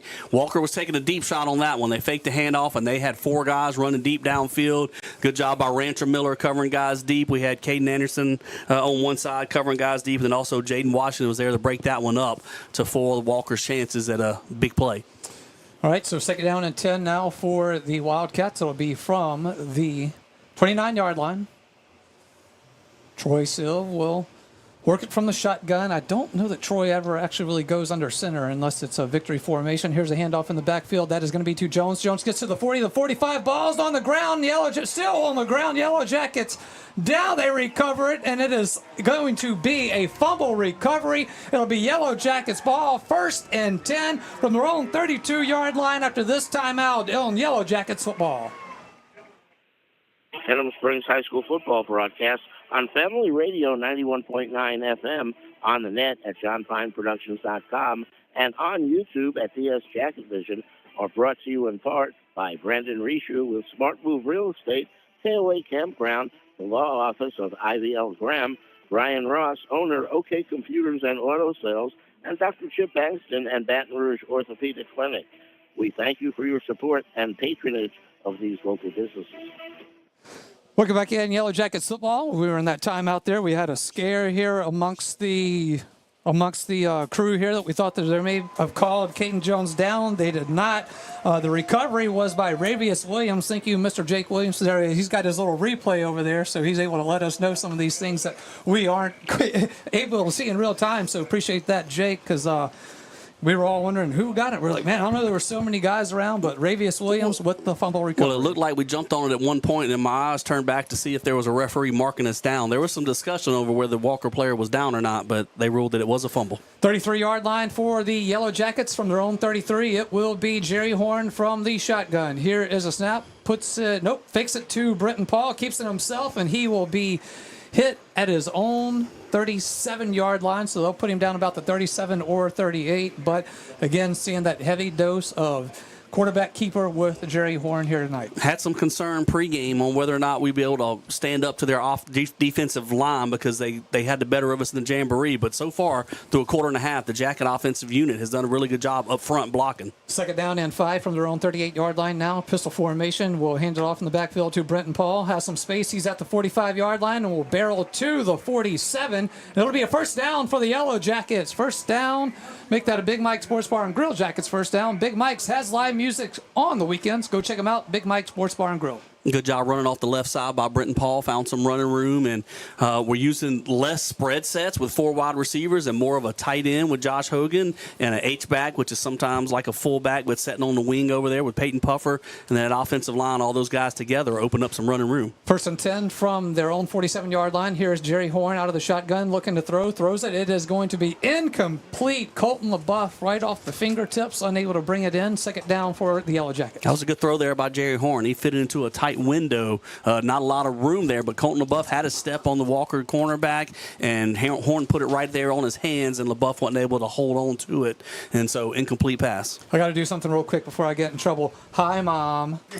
Mom just apparently commented on the YouTube there. So before I get in trouble and get off the Christmas list, go ahead and say hello to Mom. You always got to be nice when you get to November. Christmas right around the corner. Right. Here's another quarterback keeper to Jerry Horn, and it is going to be right to midfield, and he will get right into Wildcat territory. So, I think they're going to put him right down at midfield, so it will be third down for the Yellow Jackets. And that was a tough run by Jerry Horn. Not a lot of running room, and he was breaking tackles and running hard and picking up all the yards that he could.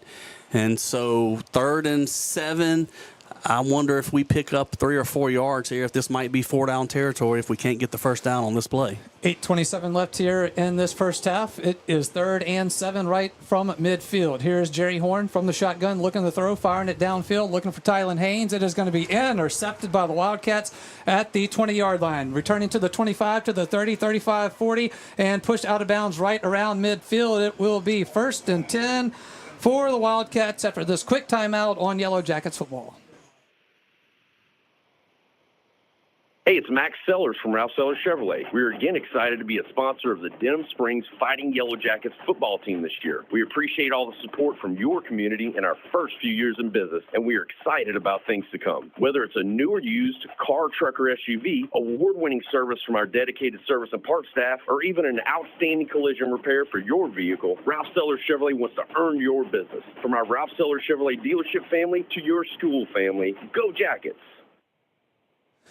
All right, interception, and the Wildcats will return it right to midfield. So that's one that we had talked about in the Sports Center Yellow Jackets warm-up of what Jerry Horn did last week was not turn it over there, and that was a bad interception there. So it will be 1st and 10 from midfield. It is going to be Caden Jones fighting for some yards as he will get into Yellow Jacket territory to the 47-yard line. I do believe the weather had a factor in that one with Jerry Horn. He was trying to hit Tylen Haynes streaking down the field, and that ball just kind of floated out of his hand and got up high in the air, and Jeremiah Dorsey was able to run up underneath it and collect it. And then not only that, but ran back about 20 yards of return to get the ball back near midfield for Walker.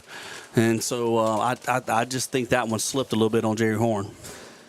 All right, 2nd down and 7 from the Yellow Jacket 47-yard line now. It'll be Troy Silv from the shotgun. Here is a snap. We'll hand it off to Caden Jones. Jones going off the left side. Will get to the 45 and will be pushed out of bounds at about the 44-yard line. Another good play by Jaden Washington, your cornerback. We've called his name out a couple times in pass coverage where he got off the block right there to make a tackle on Jones, who was running, trying to get around the edge, and made a good play in open field. All right, so it will be 3rd down for the Wildcats. It'll be 3rd and 4 from the Yellow Jacket 44-yard line. Troy Sill from the shotgun will get the snap, rolls to his right, looking to throw. He fires it. It is caught at the 40-yard line and going to be tackled right there. Is going to be Rashad Taylor on the reception, and he is brought down by Caden Allen. Yep, Taylor ran a pretty good route out there. He was covered by Ravius Williams, but he came off the ball, stutter-stepped a little bit, then broke hard to the outside, and Silv threw the ball on good timing before Williams could break off and recover, and a good completion there on 3rd and 5. They got about 5 or 6 yards. Yep, so 1st down for the Wildcats. 1st and 10 now for Walker at the Denham Springs 40-yard line. You know, I've been watching it for 2 years. Silv almost looks like a catcher by the time he catches the ball on the snaps every time. Silv will get it on 1st down. We'll hand it off in the backfield. That is going to be DeCane Jones. He's at the 30-yard line, the 20-yard line, the 10, the 5, and he is in for the touchdown. Touchdown, Wildcats. Yeah, Rancher Miller missed the tackle on that one, and Caden Jones, that was the last line of defense as Miller wasn't able to bring him in. Jones went the rest of the way for a touchdown. So they take the turnover and make 7 points, or 6 at least, and maybe 7 with the extra point pending right off the bat. Yep. And it is going to be Sam Potts coming on to attempt the extra point for the Wildcats. So what, right at a 40-yard run right there by Caden Jones.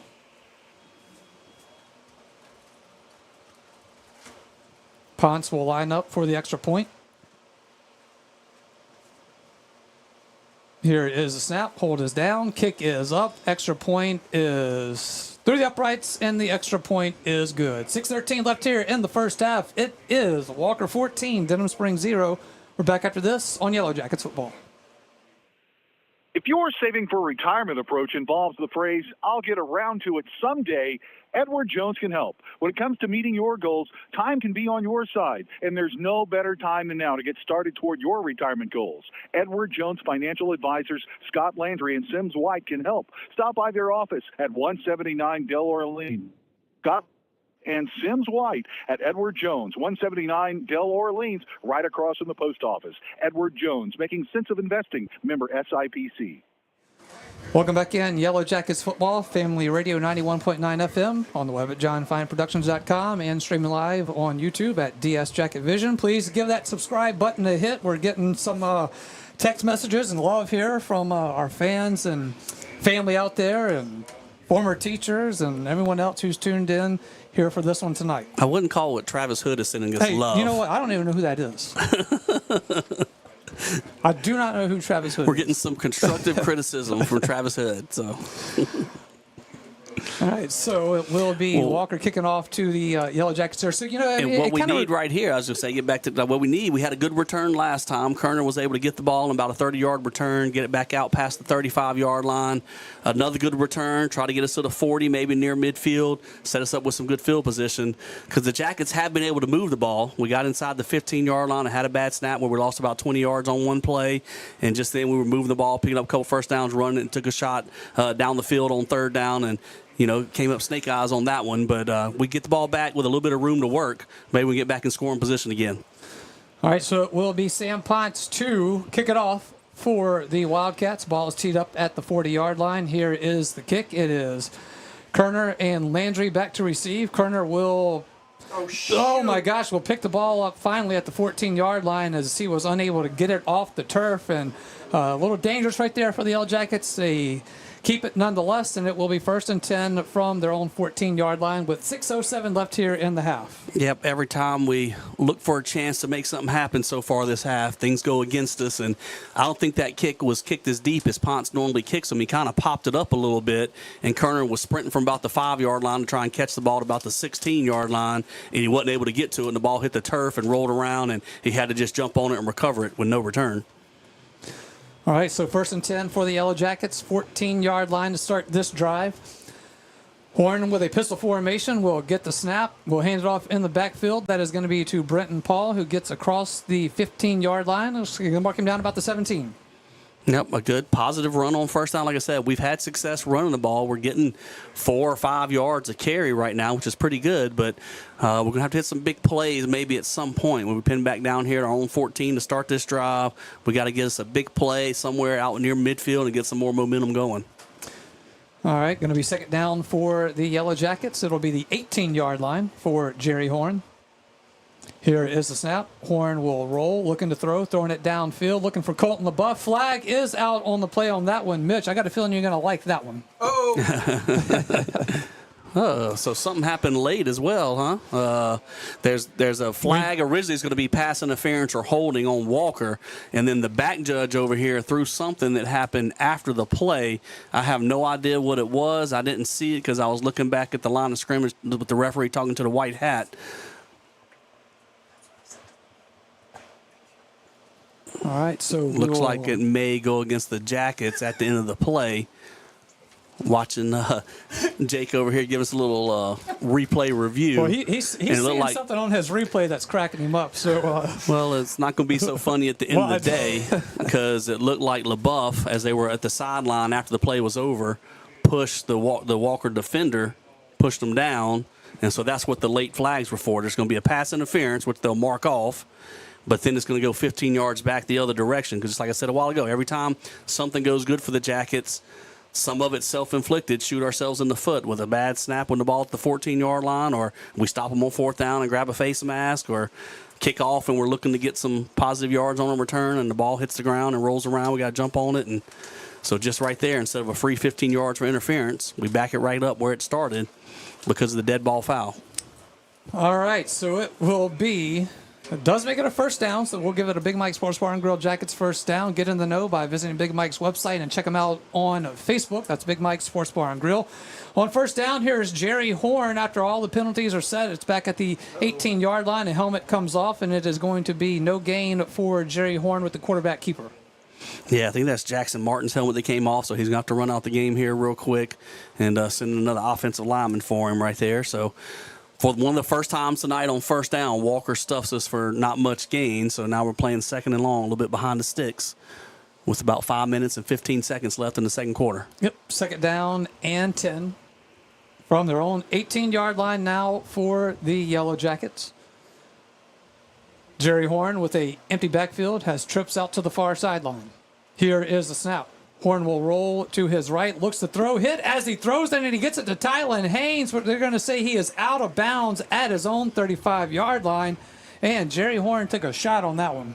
Yeah, I was watching the receivers work downfield. Haynes had gotten open, and I mentioned a while ago on third down, maybe trying to look for him.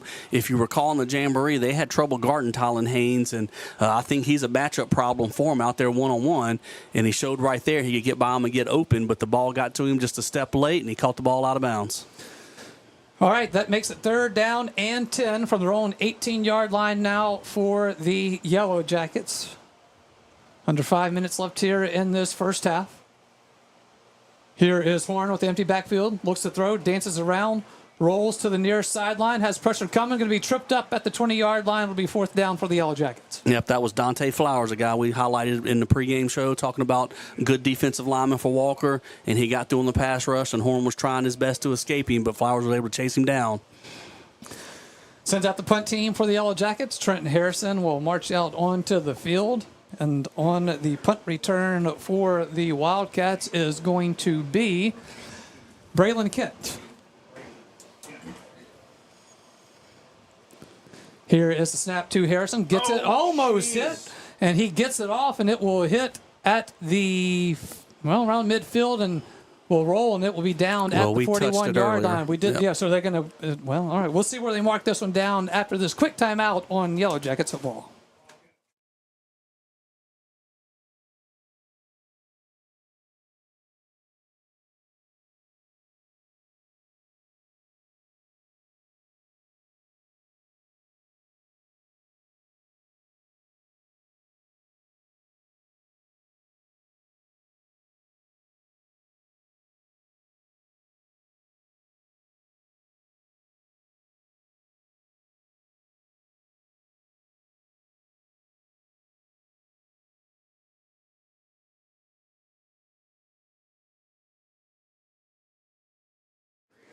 Camera's good. If y'all All right, it is going to be first and 10 right at the Yellow Jacket 49-yard line for the Wildcats. It'll be from the Yellow Jacket 49. After the Yellow Jackets did touch it early there, as Mitch had mentioned, here is Silv looking to throw now. He is going to throw this one out of bounds. That was almost an intentional ground. He threw that one out there in no man's land. But he does have a running back somewhat close, so it's not going to be. But a really good job by the Jacket front to get back there quickly to Silv. So you can see Walker trying to take a deep shot right there. First down on the plus side of midfield as they start on the Yellow Jacket 49-yard line. Trent Harrison did a good job getting that punt off because they came hard off the edge and almost made a block. So did a good job at least getting it off and moving the ball a little bit. And then they try to take a shot downfield, but a good job on the Jacket pass rush. All right, second down and 10 from the Yellow Jacket 49-yard line now. Here is a handoff in the backfield. That's going to be a new back for the Wildcats, but he's going to get no gain. And that is going to be to Jacob Mackey on the carry for the Wildcats. And then Caden Allen and Ravius Williams both did a good job to combine and make that tackle. We had Allen chasing from the inside. Ravius Williams fought off a block and then was also there to help make the tackle at the end. So both of those guys did a very good job of stopping that wide sweep play there by Mackey. Yep. So third down and 10 after no gain there by Mackey. It will be Silv out of the shotgun. 49-yard line. Here is Silv. He is going to have to keep it himself now as pressure was coming. He is going to be hit and going to be brought down at the 45-yard line where it will be fourth down for the Wildcats. Good job on the Jacket defense. That was a called quarterback draw. I saw the running back leading through the hole trying to block on linebackers, but the Jacket, linebackers saw pass first and drop back and then reacted back to make the stop and bring out the Walker punt unit. All right, it is going to be the first punt of the night for Walker, I do believe, right, Mitch? Yep. All right, so that will send Braylon Kent out to punt this one away for the Wildcats. Here is a snap. He will get the punt away on 4th down. It'll be a fair catch by the Yellow Jackets. They'll have it 1st and 10 from their own 16-yard line after this quick timeout on Yellow Jackets football.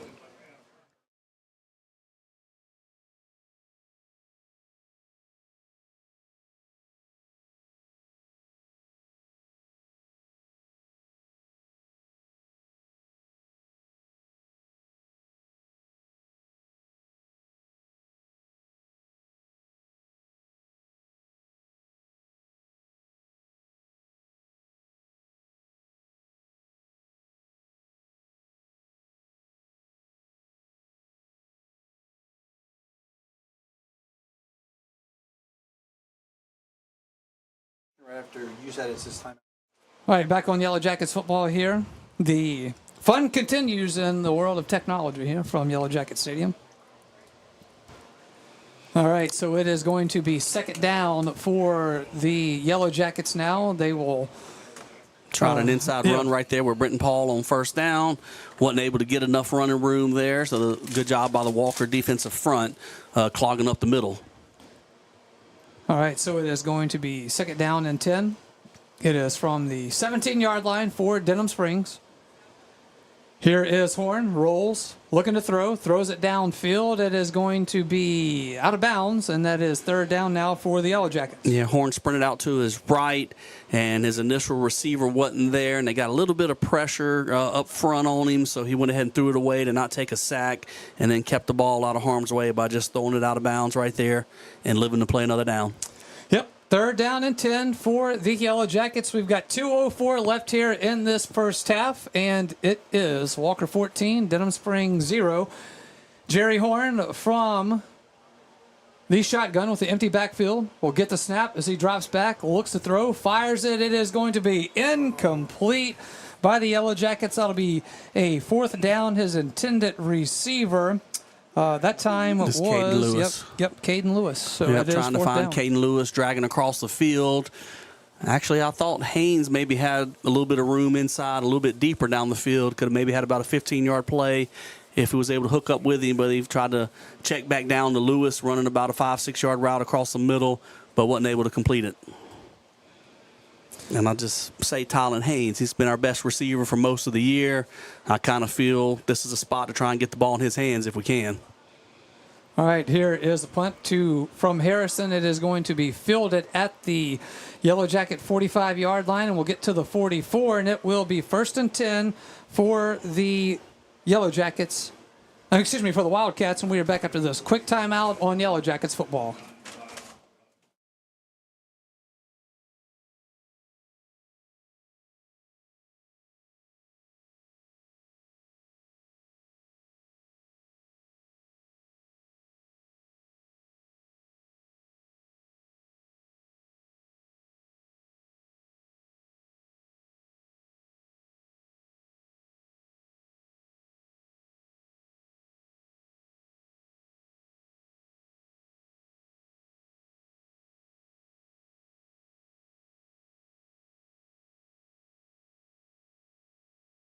All right, it is going to be 1st and 10 for the Wildcats, and it will get to the Denham Springs 38-yard line. Still faking a handoff and then running back through inside of the Yellow Jacket defense to pick up some yards. So this is a big drive for both teams, really. Walker looking for a chance to really expand their lead before halftime. The Yellow Jacket defense with 1:30 left needing to keep them off the scoreboard. So we are going to get the ball to start the second half, but we don't want to fall down by any more right here. All right, here is Silv out of the shotgun looking to throw. It will be to Sam Potts, who will get to the Yellow Jacket 34-yard line. So it looked like they were trying to take a deep shot right there. He had Mackey running downfield, but pretty good coverage out there by Caden Anderson, so he got it checked back down to Ponce. So the kicker out there running some short routes for Walker. All right, it is going to be Silv on 1st and 10 from the 34-yard line. Here is Silv. He's going to look to throw. Going to have to keep it himself now. He gets to the 30-yard line and will be brought down at about the 29 of Denham Springs. And we've got a timeout on the field with 51 seconds left. We will take it with him as well. We are back after this on Yellow Jackets football.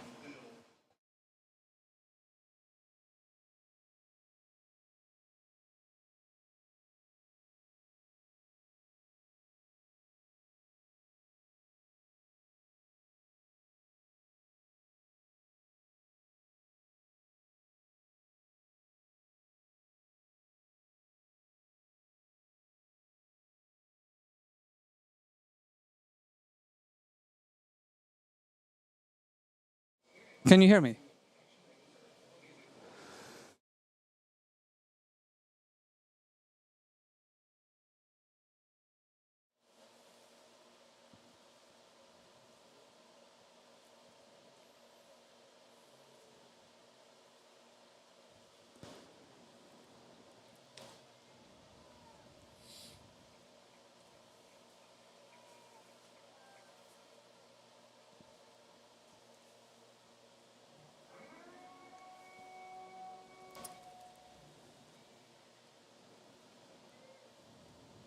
It is Yellow Jackets football. Troy Silv on second down is going to look to throw, throwing it towards the end zone. It is going to be incomplete, almost intercepted by the Yellow Jackets there, and it's going to be third down now for the Wildcats. That was Jaden Washington almost with the pick. They ran that same play. They converted on fourth down earlier. They faked the handoff to Jones. The quarterback rolled to the right. Jones kept out the left. Ravius Williams trying to run with him, but Jaden Washington, the cornerback, was deep and read it, and he broke off of his man and made a great play on the ball. It just went through his hands. He wasn't able to finish off the interception. All right, so it is third down for the Wildcats here. It'll be third down from the Denham Springs 29-yard line. Troy Silv out of the shotgun with 44 seconds left here in this half. Silv will drop back, looks to throw. He will have it to Taylor. Taylor will get to the 20-yard line, and it will be a first down for the Wildcats. Had a lot of cushion there between the receiver there, between Taylor and our defender. We had our safety on him, Jacob Deal. He was backed off at about 7 yards, and so Taylor just went out there and hooked up at 5 yards and got the first down. Yep, so it is first down now for the Wildcats. It'll be 1st and 10, Denham Springs 19-yard line with 18 seconds left here in the half. Silv from the shotgun will drop back and look to throw. Fires it. It will be to Taylor again, who has it at the 10-yard line. He'll be brought down at the Yellow Jacket 10. They may give him the 9, but it will be first and goal, I believe, for the Wildcats, and they will take a timeout as well. They will take their final timeout with 8 seconds left. We will be back after this on Yellow Jackets football.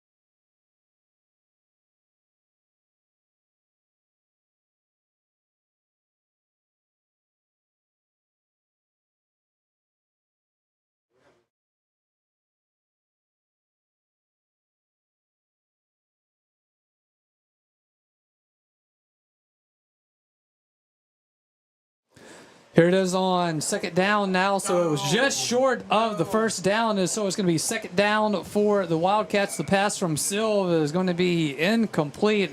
His intended receiver on that near sideline here was, one second there, we called his name earlier. Yep, that was Joseph on the on the intended pass for the Wildcats. So that stops the clock with 5 seconds left. That was Caden Anderson with good coverage on a fade route right there, and it didn't matter if it was first or second down because there was only 8 seconds left. So we had to keep out the ends on that play. Caden Anderson with a good pass breakup, didn't allow him to come down with the touchdown, and now they have a field goal attempt on the last play of the half. All right, so it will be a field goal attempt by Sam Potts.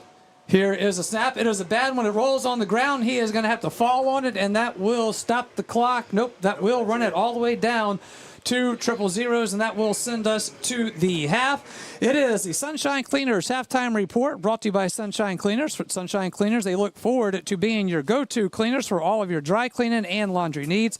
Sunshine Cleaners, family-owned and operated. That is Denham Springs, Walker, and Live Oak with locations in Baton Rouge. Stay with us.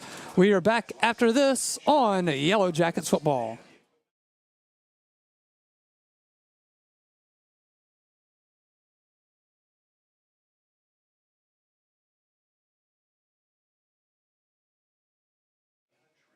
I mean, I can't.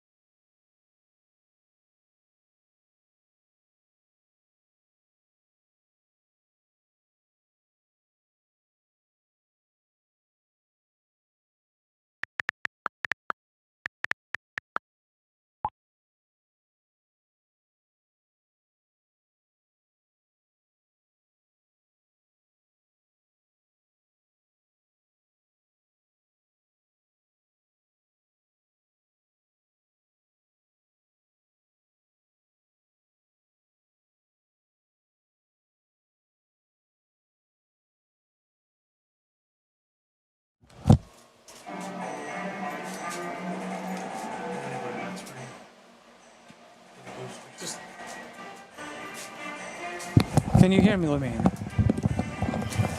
Kill the audio. No, never mind.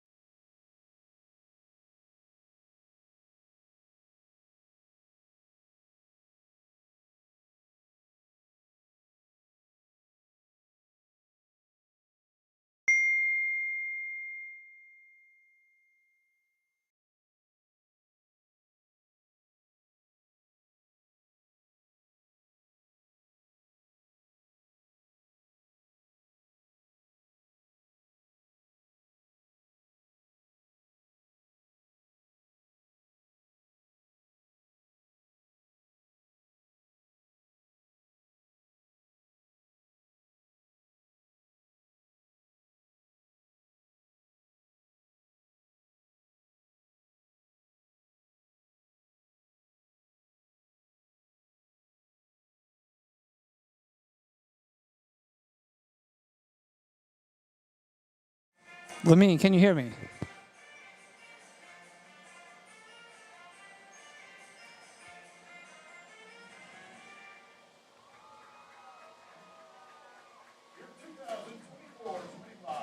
He's saying that we're good, but I can't hear anything. I mean, I don't.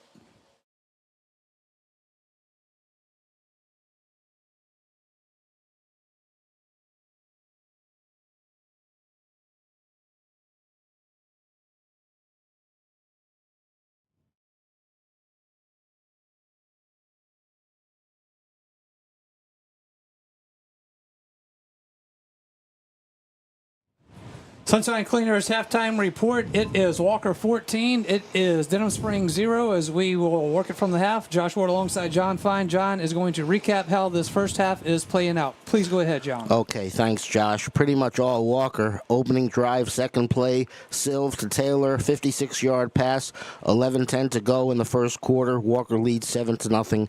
That's the score at the end of the first quarter. Then, looks like the Jackets are driving in good position, but Jeremiah Dorsey with an interception for Walker deep into Walker territory. He returns it to midfield a short time thereafter. Jones with a 40-yard touchdown run with 6:13 left in the first half. It's Walker 14, Denham Springs nothing. That's our halftime score.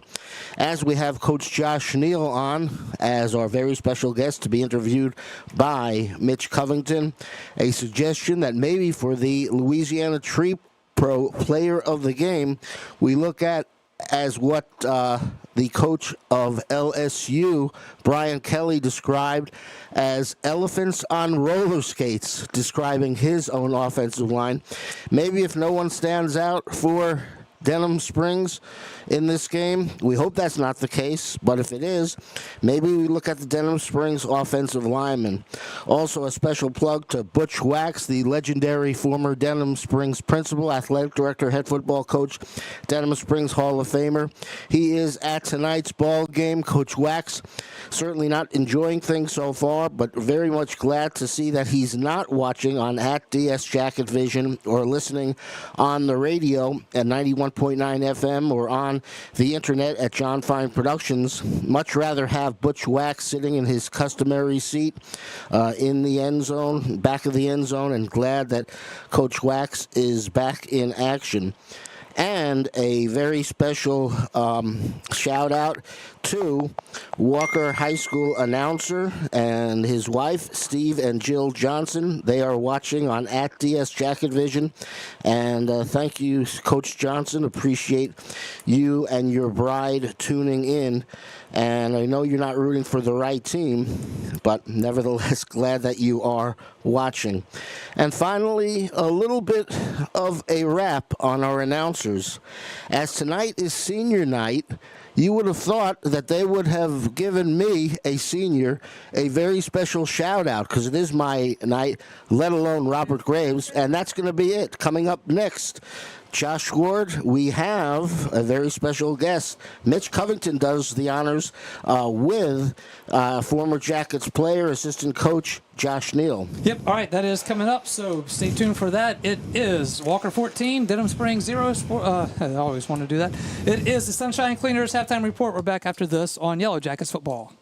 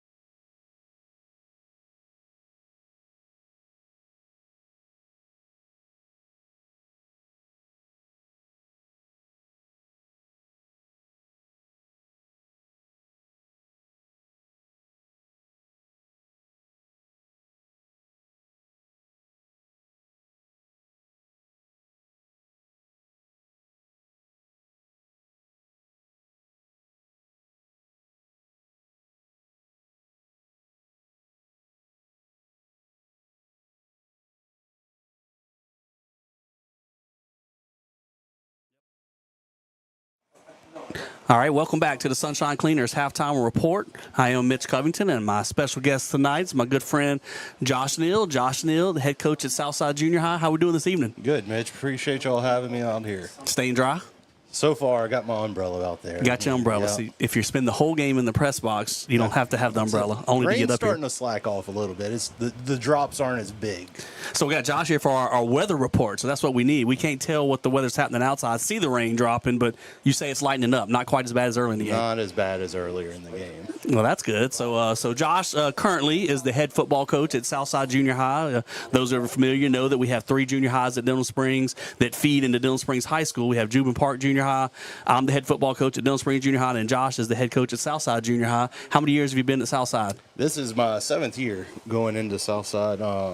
I started there in 2018, and I just completed my 7th football season there. 7th football season. And so before you were the head coach at Southside Junior High, what were you doing at that point?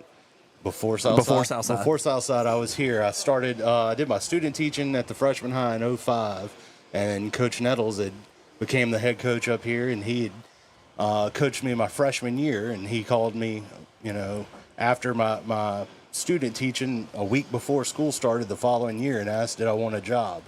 I was absolutely at my alma mater. So I coached from at Denham from 2005 to the spring of 2018. So as a coach from 2005 to 18, and when did you graduate Denham Springs High School? 2000. We already gave you your shout out for all district punter, correct? That was, yeah. We just kind of happened upon that one day at practice, before practice, and out there kicking around, and Coach Todd was like, "Wait a minute, you can kick?" And I was like, "Yes, sir." And did it my senior year. There you go. And so sometimes you find a guy before practice. This guy's got a good leg, seems to hit a little bit of a spiral, and so you start working on it and give him a shot and turn into an all-district player, huh? That's it. Yeah, I'll take it how I can get it. Well, there you go. So also as an assistant football coach at Denham High, what else did you have in the springtime? In the spring, well, my first 2 years here, I coached football till November, and then from November to February, March, I coached basketball, and then from March to May, I coached track. I did that for 2 years. Me and your coworker, Josh Ward, actually were on the staff together. Coach a little basketball, right? That's it. And then it came to a decision. Drew Nettles asked me, did I want basketball or track? And I like basketball more than track, but with the Christmas holidays and all that, it was a little much, so I told him track. So I coached track my entire time there, but only basketball for the first 3 years. You talk about that as a coach, the different things you work through and the demands of each job. Basketball's always been tough because you got to deal with Thanksgiving. You got to practice and play over Thanksgiving. Christmas, New Year. Christmas and New Year. Sometimes Mardi Gras. And sometimes Mardi Gras if you're having a great season, right? That's a lot on Coach Cab and those guys. And Coach Sterling doing the high school basketball right now. So track, you just had to deal with spring break. Spring break, that was pretty much it, yep. And it was a little more laid back, because at the time we didn't have a track. So it was tough we were running our track on the what's now the baseball field across the street there. It was just a big field. We'd mark it out and run it. And the proud thing of it, about the whole thing, was I became the boys coach in 2016, and we actually won the district championship for the first time since the 80s. Miss D had called me and told me she was all fired up. But to win district, and that's when it was Zachary and Central, Scotlandville, all those cats that can run. But we were able to accomplish that. And then my final year here, you were able to accomplish a district title and didn't even have a track to practice on. That's it. That's a shout out to those kids that were out there running it every day. And then my final year as a track coach, we finished 4th in the state at the state track meet at LSU. On the boys' side, and I'm not sure if that's the highest finish ever, but I mean, it was for sure at the 5A level. Yeah, that's. I'm gonna go ahead and say for sure at the 5A level, that was the best finish we've ever had in track, and maybe before that when we were 3A or 4A, something in the past, maybe a little bit different. And our girls' track team was always really good, especially my last few years there. We had Abby O'Donohue, who she was an All-American and things. She won 6 or 7 state championships, I believe, in the high jump. But we were always finishing runner-up on the girls' side of the track. Mm-hmm. Zachary was pretty strong, I believe, at that time. They were very strong, more than pretty strong. And they were very strong. Not only winning district, winning state titles. Yeah, all the time. Yep. And so now your current role as head coach at Southside Junior High, I have a similar spot at Denham Springs Junior High. We work hard to get out there and try and win some football games, but at the end of the day, we know that we're going to send our players from junior high up to Coach Beard here at the high school. We want to see those guys succeed. So what do you think maybe at Southside Junior High that you're able to work with those guys to try and instill some basic groundwork to get them to the high school? The main thing is just getting guys out there. And, I do it along with my assistant coaches, and I'm going to say their names in alphabetical order so that they don't get mad. Tyran Allen, Kyle Brown, Ben Dyer, and Sean Mossbarger. They're all out there helping. And how many Denham grads out of that? Got 2. 2 out of those. There you go. But the main thing with the junior high level is introducing them. I have so many guys that have never played football before that we just get out there and get a good job. Ravius Williams was one of those kids. He's voted captain this year. He's on defense. Tylen was another one of my guys, Tylen Haynes. He had played before, but just having those guys out there, and the thing about those two, that group of kids, man, didn't matter what the score was, they were fighting till the end. They refused to lose. We might have come up short a few times with them, but those dudes were always out there fighting and battling, and that's all that you can hope out of as being a coach is, do my kids compete and do they not quit? Right. And so, we work with that. We do the best we can and try to get those guys ready as they move on to high school. And, it's good to see those guys progress from a 6th, 7th, 8th grader into where they are juniors and senior years in high school. That's it, man. I was telling somebody down the field earlier, you coach all these kids that come up to about your chest, and then you get here and you're looking up at them. Just the size of kids these days, it's ridiculous. And then as we wrap the little segment here up, this interview, just want to ask, how are things at home at the Neal household? We know the LSU Ole Miss game is always big. Your wife Stella's from Mississippi, big Ole Miss fan, and I know we got bragging rights this year. For sure we do. It was rough there for a day or two. She kind of expects it out of Ole Miss to let it just slip away. They're used to that up there. But the big thing is we're going on a family trip this Thanksgiving to the Egg Bowl. I've never been to an Egg Bowl. My family be decked out in Ole Miss, but I'll be proudly wearing my LSU gear. Don't have to take anything from them guys. Well, I know you don't act too hard on her when Ole Miss loses to LSU, but I don't know about your brother and the family now. What about Jacob? Yeah, Jacob. Well, he's celebrating his 39th birthday today, so shout out to him. And he's going to be hard on Stella. Yeah, he doesn't have to live with her, so he can rile her up a little bit. Let her have it. That's it. Well, Josh, look, we appreciate you joining us tonight, and I really enjoy working with you. We do driver's ed together. We coach at Denham High together, and then junior high football, we're always working together. And so we really appreciate you having you out here and then reminiscing on some of the track times and football that we had. And appreciate y'all having me, man. Appreciate it. All right. Well, that's our halftime report there, a halftime interview with Coach Josh Neal. We'll take this little break and be back with our Sunshine Cleaners halftime report, getting ready for the second half.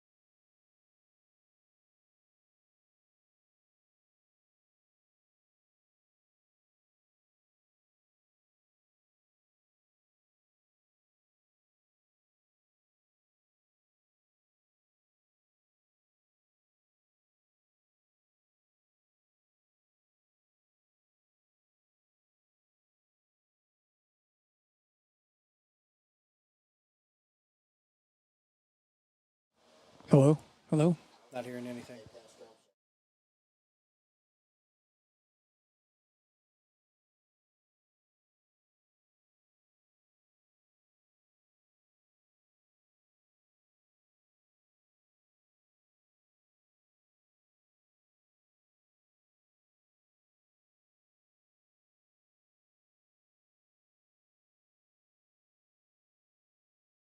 One, two, 1, 2.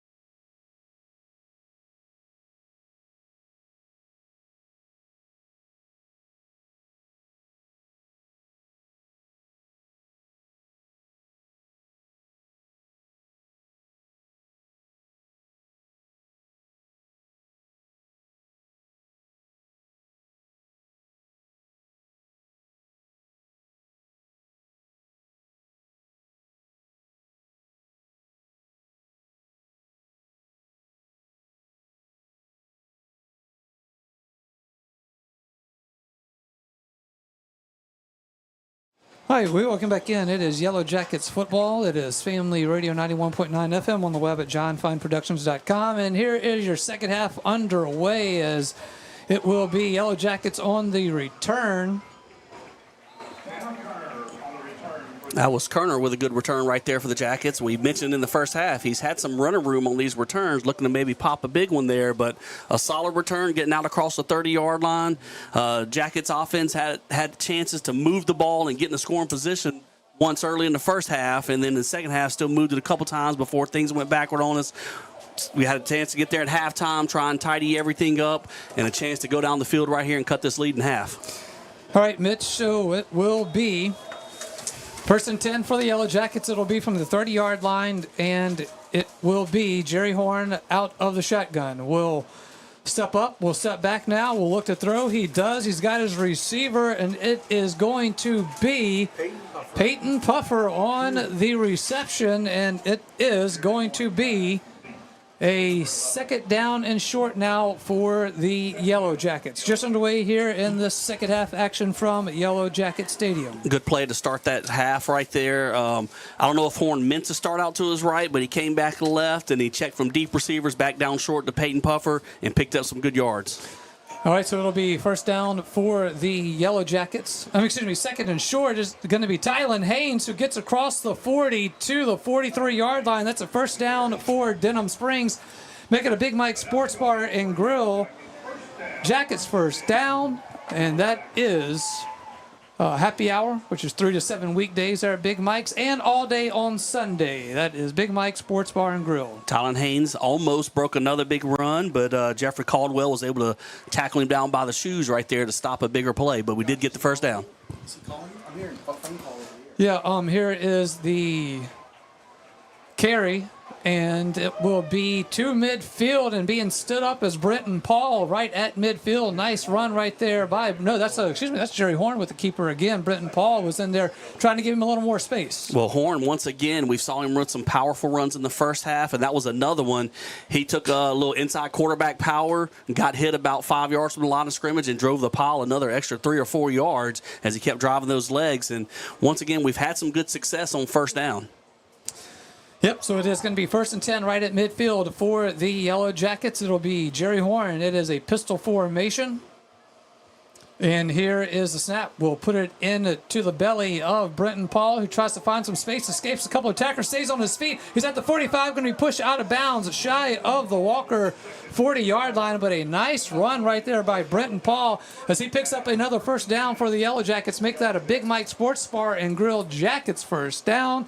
Watch every LSU and Saints football games at Big Mike's. That's Big Mike Sports Bar and Grill. Brenton Paul bounced off of 3 tacklers right there and used his stiff arm to get away from 2 of them to bounce to the corner and pick up some big yards. All right, so it's going to be first and 10 for the Yellow Jackets. This one will be from the Walker 43-yard line. Jerry Horn, quarterback keeper, gets to the 25-yard line. So Jerry Horn, the senior, is really making some plays with his feet here tonight. He really is, and that offensive line is doing a really good job. Once again on first down, we run the ball and get another 8 yards.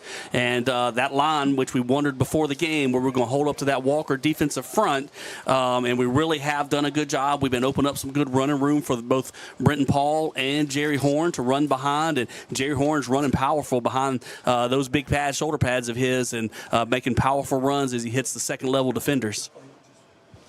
All right, going to be second down and short now for the Yellow Jackets right at the 35-yard line of the Walker Wildcats. Here is Horn. Will fake the handoff, keeps it himself again, and he will get enough for a first down as he gets to the Walker 32, making another Big Mike Sports Bar and Grill Jackets first down. Line dancing every Wednesday and bingo every Thursday at Big Mike. So, Mitch, you want to meet up for some line dancing next week? Hey, I love some line dancing now. We teach our junior high kids every January. We come back from Christmas. We do a 2-week session of line dancing, so let's do it. I was joking, but okay. I was joking about loving line dancing. Good. First and 10, 32-yard line of Walker now. Here is the handoff to Brenton Paul. Tries to go off the right side, finds some room. He's at the 20-yard line, stays on his feet, gets inside the 20. Make it another Yellow Jackets first down, first and 10. So it's Big Mike Sports Bar and Grill Jackets first down. Big Mike's is your host of the Denham Springs High School Athletic Association meetings. That is Big Mike Sports Bar and Grill. Great halftime adjustments here by the Yellow Jackets thus far. Let's see if they can finish this one off with a touchdown. Brenton Paul has shown to be very slippery tonight, so that's the third time tonight he's broken off an initial tackle and been able to break free for more yards. All right, here it comes. Jerry Horn from the shotgun, 19-yard line of the Wildcats. And it is going to be quarterback keeper all the way. He gets to the 15, stays on his feet at the 10, at the 5, and he is in for the touchdown. Jerry Horn, quarterback keeper, touchdown, Yellow Jackets. Tell you what, just a quarterback power, and Jerry Horn got right behind Brenton Paul, and Horn kind of maneuvered Paul into position to make that last block, and Horn sprinted the western way for a touchdown, and the Jackets are in position here to take this second half kickoff and cut the lead in half. All right, so very nice opening drive right there for this second half start by the Yellow Jackets. It is going to be Jonathan Bravo to attempt the extra point. Colton LaBeouf is the holder. Here's a snap. Hold is down. Kick is up, and it bounces off the crossbar and in, and it is good. It is good. It is now Denham Springs 7, Walker 14. We're back after this timeout on Yellow Jackets football.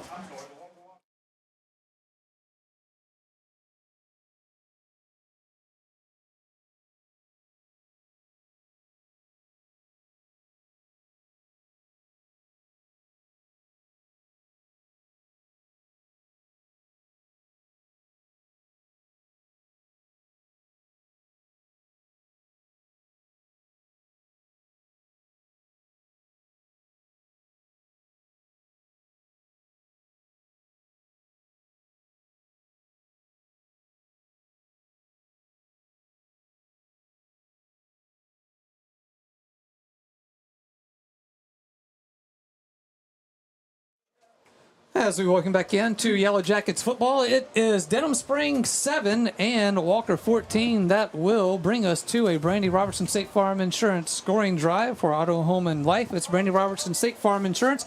Team members include Amanda Cook, Pauline and Cardis, Nikki Giachetti, Jenna Goins, Justin Summerall, and Christina Watson. Visit betterwithbrandy.net. Jonathan Bravo will tee it up from the 40-yard line. And he will step up and put a foot to the leather, and it'll be a spot kick to the 35. Walker will try to return it. They will not be pushed back to the 30-yard line. It'll be 1st and 10 for the Wildcats there. So, Mitch, that scoring drive, if you could. Yes, the Yellow Jackets we went 70 yards on that drive as we took the opening second half kickoff. It took 3 minutes and 54 seconds off the clock, and with 8:06 left in the third quarter, the Yellow Jackets have cut the Wildcat lead down to 14-7. All right, so that is where we will stand now, and it will be 1st and 10 for the Wildcats, and they will have it at the 30-yard line. So we got what we needed from the offense right there. We took that second half. Well, first of all, the defense made a big stand before half, kept them out the end zone, and then a bad snap for Walker kept the lead at 14. We come out and answer with a touchdown, and now we need another defensive stand here by the Jacket defense. All right, Troy Silv on 1st and 10 from his own 30-yard line will get the snap. He will he will hand it off to Caden Jones, but we've got a flag on the play, do we? Yeah, the referee on the Walker sideline was calling movement, which it definitely was. The ball's close here on the right hash, and the right tackle and the right guard moved early, but the official on our sideline really didn't do anything. Not sure why he wasn't throwing the flag as well, because it was pretty obvious. But one of the refs saw it, and one of the refs took care of business. So back in Walker, they've had a few instances where they were moving early before the snap. They've been called for a couple, and a couple others were real close. For some reason, they're having some issues with the cadence right now. Yep, and we will take it. So this makes 1st down and 15 now, back at the 25-yard line for the Wildcats. Silv will get the snap. We'll hand it off to Jones. Jones going off the left side, stopped at the 25-yard line for what we call no gain. Darius Scott in the backfield making a tackle, and you can see some energy coming from the Yellow Jacket defense and the sidelines right now. The Jacket offense, I thought in the first half, moved the ball well at times. We were just maybe 1 or 2 big plays away from getting points. We got down there close, had a mistake, and wasn't able to finish with points. But that second half, we've come out. We finished off the drive with a touchdown, and now we're in business. Yep, 2nd down now for the Wildcats. It is going to be a pass from Silv, and he will sell that one high. Intended receiver was Braylon Kent. And it is going to be third down. All right, what are y'all laughing about over there? We're laughing. We saw Coach Crane in the chat over there in junior high. She's our girls basketball coach, and she's either doubting my line dancing or she's giving me approval that we do like the line dancing. All right, going to be third down and 15 now for the Wildcats. It is Troy Silv out of the shotgun. He has 3 receivers here to the near side. Yellow Jackets defense can come up big here and see if the offense can answer after a great opening drive. Here is Troy Silv. He is out of the shotgun. Here is a snap. We'll hand it off to Jones. Jones will be hit, and he will be brought down shy of the 30-yard line. Going to be 4th and long for the Wildcats, and they will have to send out the punt team. So the Jacket defense, not only did they come out and make a stand, but almost got them into almost what you'd call a give-up down. It was 3rd and 15. They didn't try and throw it out there down the field and pick up a first down with a 20-yard pass. Ran a little bit of an inside run, maybe hoping to pop something long, but if not, they just wanting to play it safe and then punt it back to us.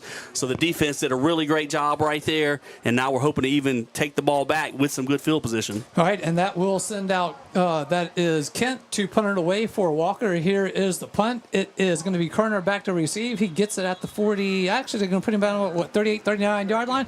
It'll be first down for the Yellow Jackets after this quick timeout on Yellow Jackets football.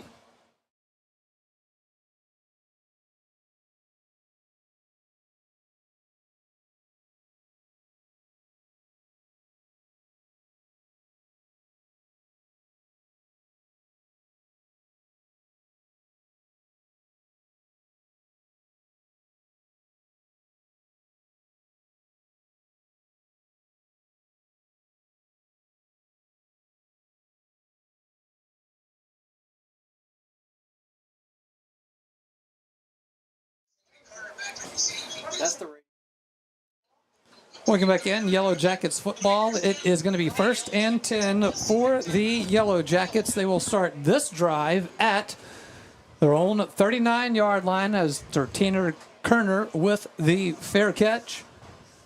And it will be Yellow Jackets trailing 14-7 with 6:42 left here in the third quarter. Thank you all of us for joining us. I know the YouTube chat is up and running, and people are getting involved with it. And Darren Ferrente is doing most of the answering for us, but we appreciate everything he's doing as well. Great to have you all along with us. Make sure you hit that subscribe button for us, please.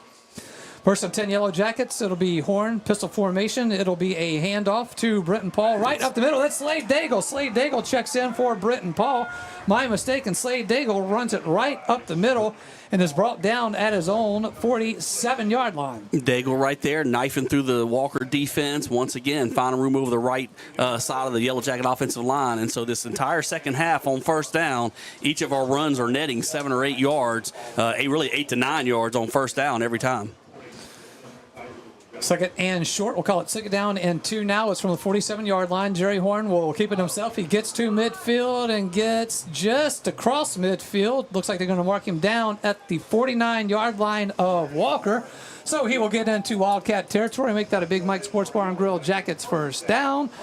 At Big Mike's, they are family owned. They are children friendly. They do have incredible food, and they are locally owned by Big Mike O'Neill. So when the Yellow Jacket defense came out and put up a 3-and-out, not only that, but had them behind the sticks, the punt, we take over at our own 39 and just 1 first down, and we're already across midfield. Yep, first and 10, 49-yard line of Walker. Or excuse me, at the 49-yard line of Walker for the Yellow Jackets. It'll be pistol formation for Horn. Ball's on the turf. He will pick it up.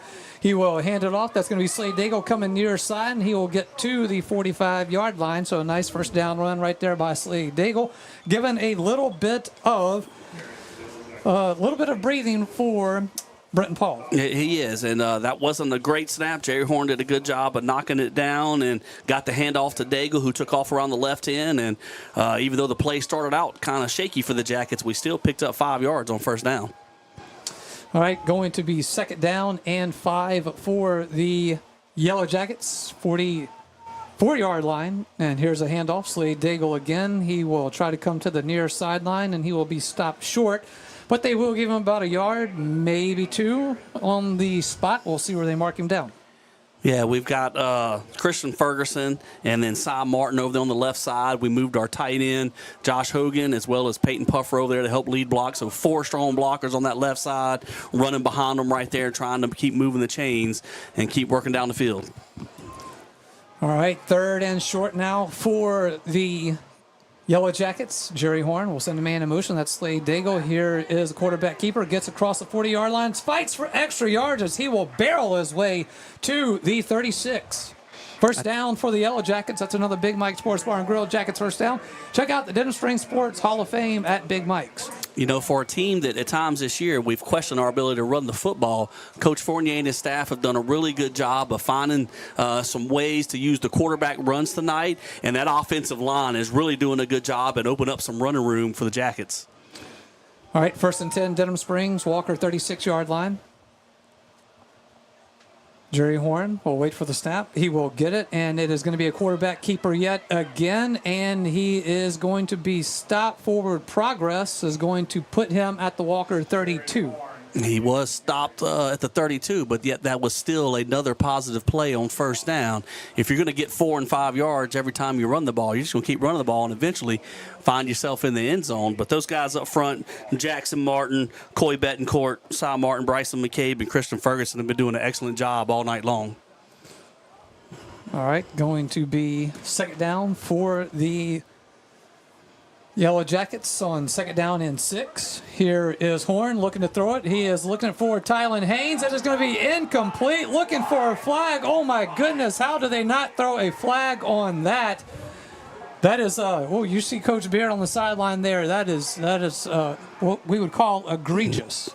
Yeah, look, the referee on our sideline just threw a flag. Okay, well, could that be on Coach Beard though? I've seen this guy before. And he was on the Walker sideline the first half. They switch over in the second half.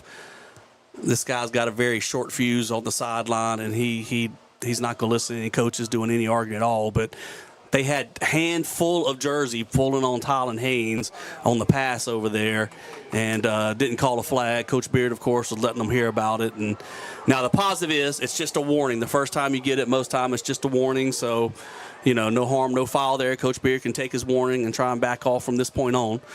But at the end of the day, it's going to bring up about 3rd and 6 for the Jackets, and I'm thinking this is 2-down territory right here, so we've got 2 plays to pick up the 6 yards that we need. All right, so 3rd down and 7 efforts all said and done there. It'll be Jerry Horn from the shotgun from the Walker 32-yard line. It is going to be a handoff. That is Slade Daigle. Breaks free at the 20. He's at the 15, the 10. He's going to be brought down inside the 5-yard line. Slade Daigle, 1st and goal, Yellow Jackets. Big Mike's Sports Bar and Grill, Jackets first down. Big Mike's has live music on the weekends. Go check them out at Big Mike's. Mitch, it is 1st and goal for the Yellow Jackets. A very patient run by Slade Daigle. He got behind those offensive linemen. We had guards pulling. We had backside tackle, I believe, pulled on a counter play, and he just sat right there behind them. And as soon as he found the crease, he accelerated through, broke 1 tackle, and then got all the way down inside the 5-yard line and have us knocking on the door. Knocking on the door, and it is 1st and goal from the Walker 5-yard line. It will be Goldman checking in now. He will get the snap. He will take it directly, and he will be at the goal line, and he is waiting for the signal, and they're going to say he is short of the touchdown right at the goal line. It looked like we had a push trying to get a late second effort to get him into the end zone. Referees were marking it down before that second effort, but still a good run and have us at the 1-yard line as we play 2nd and goal. 2nd down and goal at the goal line for the Yellow Jackets. It is going to be John Goldman staying in. Here's the snap to him, and he will get to the goal line, and he will be in for the touchdown. Touchdown, Yellow Jackets. 1-yard run for John Goldman, and the Yellow Jackets are in business. John Goldman was on the right side right there like we ran on the first down play. He got hit at the goal line. He spun around and backed his way into the end zone, and the Jackets have now put the 2nd touchdown up of this 3rd quarter and are 1 point away from tying it. All right, Jonathan Bravo, it's your time to shine, buddy. Well, it would be, but look, that extra point that hit the crossbar and bounced over, it was only short because it got tipped. Yep. Someone came through the inside of the jacket protection, so we need a good snap and we need good protection up front. Colton LaBeouf is the holder. Bravo will line it up. Here's the snap. Hold is down. Kick is up, and he puts a boot into that one, and it is good. Jonathan Bravo, the biggest extra point of the season probably so far, and it is 1:55 left in the third quarter. We are tied up here from Yellow Jackets Stadium. We are back after this on Yellow Jackets football.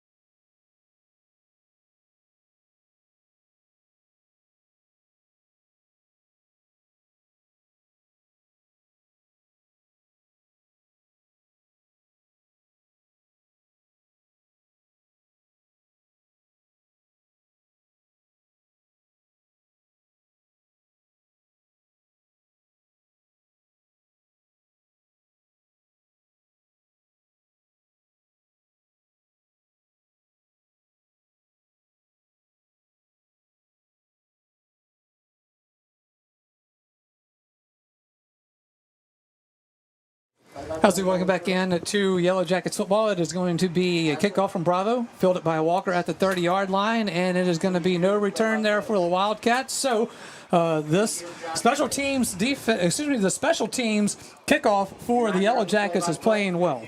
I tell you what, Quentin Clay on great coverage right there on the kickoff unit. He had a blocker in front of him, and he kept fighting off the blocker and made the tackle. Quentin Clay has made some good plays in kickoff coverage and punt coverage at many times this season. The radio has nothing to do with this. Sorry about that, folks. We're just been a heck of a night technical-wise here. But we're all good on YouTube. We are good on YouTube. May not be good everywhere else. And we got a great game here for you. So here is Silv on 1st and 10 from the 33-yard line. He is going to be hit, and it is going to be no gain as he got it to Caden Jones. And Jones unable to get anything there. As this Yellow Jackets defense is feeling it right now. You know, if we add up the yards, the Yellow Jackets have had 2 drives, and we've gone 70 and 39 yards. So let's go 109 yards. Walker has yet to pick up a yard this third quarter in 4 plays. Yep, so it is going to be 2nd down and 12. It'll be from their own 30-yard line now for the Wildcats. 109 yards, and more importantly, 2 touchdowns. There you go. It is going to be Silv. He will hand it off to Jones. Jones will go forward. He gets to the 35-yard line. Will be brought down by a host of Yellow Jackets there. And let's see. Let's go ahead and give some credit to... That was Jaden Washington again. Yep. He's made some tackles over there at cornerback, and he's also had some pass breakups. Rancher Miller was right there to help him clean it up. And all of our excitement, we got to get our Brenny Robertson State Farm Insurance scoring drive there as we were... So quickly here, we'll say the Yellow Jackets went 61 yards. It took 4 minutes and 51 seconds. And with 1:55 left in the third quarter, the Jackets tied the game at 14-14 because John Goldman had a 1-yard run. That is the Brandy Robertson State Farm Insurance scoring drive for our auto, home, and life. It is Brandy Robertson State Farm Insurance. Here is the tackle at the 40-yard line by the Yellow Jackets. That was to Joseph on the reception for the Wildcats. So check that. That is Taylor. And Taylor will not get to the first down sticks. It'll be 4th and short now for Walker. And he was not at the sticks because Rancher Miller was right there as soon as he got his hands on the ball to make a tackle. And it's going to bring up a 4th and short, but Walker is not going to punt the ball. So a big stand here and a big play in the game. The Yellow Jackets are at the end of the third quarter is what we got. Yep. All right, so that will do it for third quarter action here. We've got a great one, folks. We are tied up at 14 apiece from Yellow Jacket Stadium. Fourth quarter action coming up after this on Yellow Jackets football.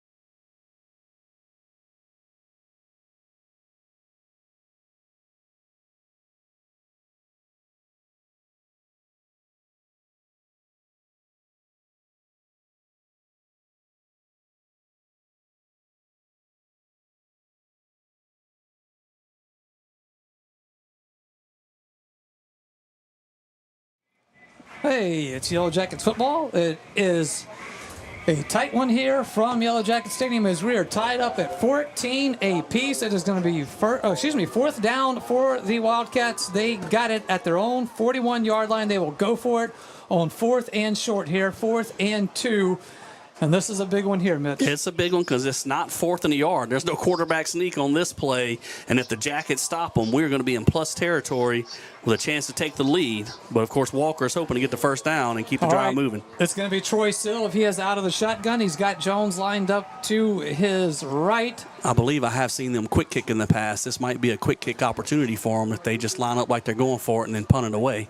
All right, so we'll see what they do here. Sill out of the shotgun will get it. He will hand it off to Jones. Jones will get the first down, and Morris, he gets right to about midfield, so it will be 1st and 10 for the Wildcats at midfield. Just underway here, 4th quarter action. I wish they would have quick kicked. But, look, that a key 3rd down conversion that, although it didn't pick up the first down, got them close enough to go for it a while ago. All right, so it is 1st and 10. It's going to be Wildcats going quickly here. Here's a handoff in the backfield to Jones, and he is going to be brought down for a loss on the play. And Darius Scott, he is having himself a night as it looks like he may be trying to go for that Louisiana Tree Pro player of the game. That was his 2nd tackle for a loss in this second half. Ja'Cory Gross was also right there in the backfield with a big push from the Yellow Jacket front and a 5-yard loss on 1st down, or a 4-yard loss as Walker facing 2nd and 14. All right, so officials having a little bit of conference here, wondering what this is about. Yeah, not real sure. I don't see any flags on the ground anywhere, but they just... Okay, now can we play commercials? Oh, my goodness. Here we go. So this guy, okay, I'm telling you. I knew you were going to I'm telling you, it's this referee. He's calling a flag because he's like, oh, somebody's in my space. Nobody was fussing at him arguing because people are happy and celebrating on the sideline, and this ref wants all the guys standing back on the track and out of his space. And the game isn't for this referee over here, but he shows up to the ballpark looking to throw flags. I'm just telling you. Okay, hey. Because I promise you, nobody on Denham's sideline was arguing a call just then. People are excited because they're making big plays, and it's an important game. 2nd down and 9. Midfield, 2nd and 10 at midfield now for Walker, and we've got a flag on the play. It's going to be false start against the Wildcats. The receiver moved. The receiver got out here on a pass route, and he broke early before the ball was snapped. I've told you, Walker's been kind of off on their cadence tonight. Guys are all flinching and moving around a little bit. He's getting in Beard's face. He just went right up into Beard's face. Yep, you see. Oh, now they're shaking hands. No, Beard's walking away. He's smart. Here we go. But right back to 2nd and 14 where we started before the sideline warning and now the false start. Hey, I don't know about y'all, but this is fun. Huh? Everything about tonight has been fun, huh? 2nd down and 14 from their own 45-yard line. Here is a handoff to Caden Jones. He gets across midfield to the 48-yard line, so it'll be 3rd down now for the Wildcats as they are back into Yellow Jacket territory. And this is about where they were just a few plays ago. They completed about a 6-yard pass to get it to 4th and 2. So another situation, if the Jackets can keep them at 3rd and 7 or 3rd and 8, they may punt it, but if they get close enough, they're probably going to play 4 downs with it. All right, so here we go on 3rd down and 7 for Walker. It is from the Yellow Jacket 48-yard line. It is Troy Sill with the empty backfield. Here is a snap. Drops back. He is going to have to keep it himself. He is hit in the backfield, and he is going to be brought down for a loss on the play. Yellow Jackets defense with another huge stop. 4th down for the Wildcats. That was a quarterback counter. Somebody's supposed to go try and kick out the outside defender, which was Ravius Williams. Both Walker linemen turned upfield, and no one touched Ravius Williams. He was in the backfield for a tackle for a loss, and just as we predicted, without them getting any yards on that play, they're going to go ahead and bring out the punt unit. Yep, they will send out the punt team, and it will be Tanner Kerner back to receive for the Yellow Jackets. He stands back about his own 20-yard line. How about a wet hands, wet football, bad snap right here? We'd like one of those. Yeah, I kind of missed the weather report there from Josh Neal. Catch me up on that in just a second. It'll be Kent to punt it away for the Wildcats. Here is the snap. Punt is away. Nice high spiral. It is going to be fielded at the 22-yard line. It'll be 1st and 10 for the Yellow Jackets. We are tied up at 14 apiece, 9:14 left in the 4th quarter. Back after this, it's Yellow Jackets football.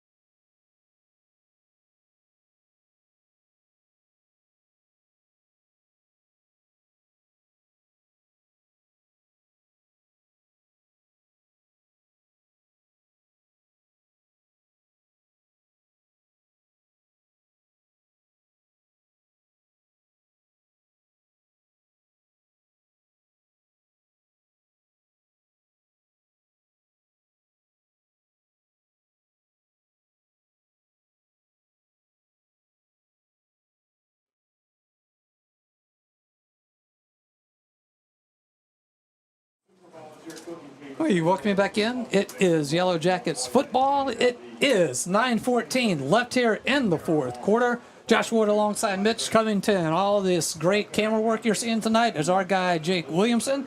Darren Fuente on the ones and twos, as we like to call it in the business here. And then we got John Fine, who is trying to work out some things here and there for us. And nonetheless, Mitch, we've got a heck of a game here where Yellow Jackets, you know, you thought, okay, how much time do you need to get back into this one? And they come out, the first drive to start the third quarter, I mean, boom, touchdown, and then they are in business here and really playing with a lot of fire. That's right, a touchdown, a quick 3 and out, and another touchdown, and now we've got the ball back again. 1st and 10 from their own 23-yard line to start this drive. Jerry Horn from a pistol formation will hand it off in the backfield, and that is going to be Brenton Paul as he checks in after he gave way to Slade Daigle on the previous possession. You know, for the first time this half, Walker made a stop on first down without us picking up a big chunk of yards. And that's been a big key as we've been playing a lot of 2nd and 2s this second half and not a lot of 2nd and long. But right now we're in a 2nd and long situation. But with 8 minutes and 50 seconds left in the game, with 80 yards away from the end zone, if we can put together a drive of about 12, 13, 14 plays and we'd score, there's not going to be a whole lot of time left on the clock. Yep, so we'll see how the Yellow Jackets can continue to keep this momentum going. Hopefully here is Horn. He will do a misdirection to Tylen Haynes, who will run into a defender, and he will be brought down for no gain. Yeah, that was a good job there by the Walker defender, Hayden Ross. He read that play pretty quickly, trying to get Tylen Haynes coming back around on a counter, little receiver inside counter. Looked like Josh Hogan was trying to kick out Ross right there, but Ross beat the block and was able to make the tackle. So facing a key 3rd and 9. Yep, big third down here, right here for this Yellow Jackets offense. It is 3rd down and 8 from the 24-yard line.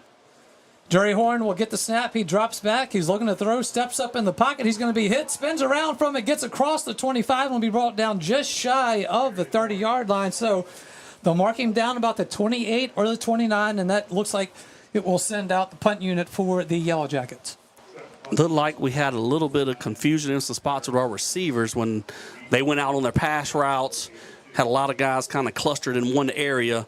So Horn did a good job of not just waiting for it all to sort itself out. He tucked it, tried to get upfield to get what he could, got some positive yards out of it. Here is a snap to Trenton Harrison. Punts it away. Nice end over end. It hits at the 40. Now to the 35. Rolling to the Walker 30. Still rolling, still rolling, still rolling to the 25. And it's going to be just around the 25-yard line. It'll be 1st and 10 for the Walker Wildcats. After this quick timeout, it is Yellow Jackets football.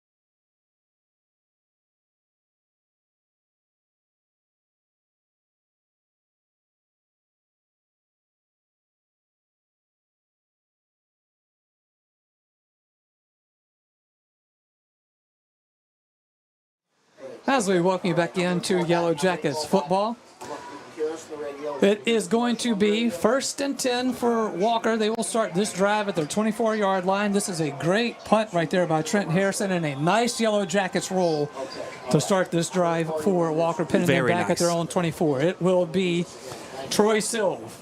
Empty 5 receivers on one side. That's right. That is a Chad Mahaffey offensive I've seen. Silv will get the snap and all that, and he will keep it himself, and he will go to the right side, trying to find some space, brought down in the backfield yet again. This Yellow Jackets defense is filling it right now. And come on, let's give some love to some James Gaspard right there.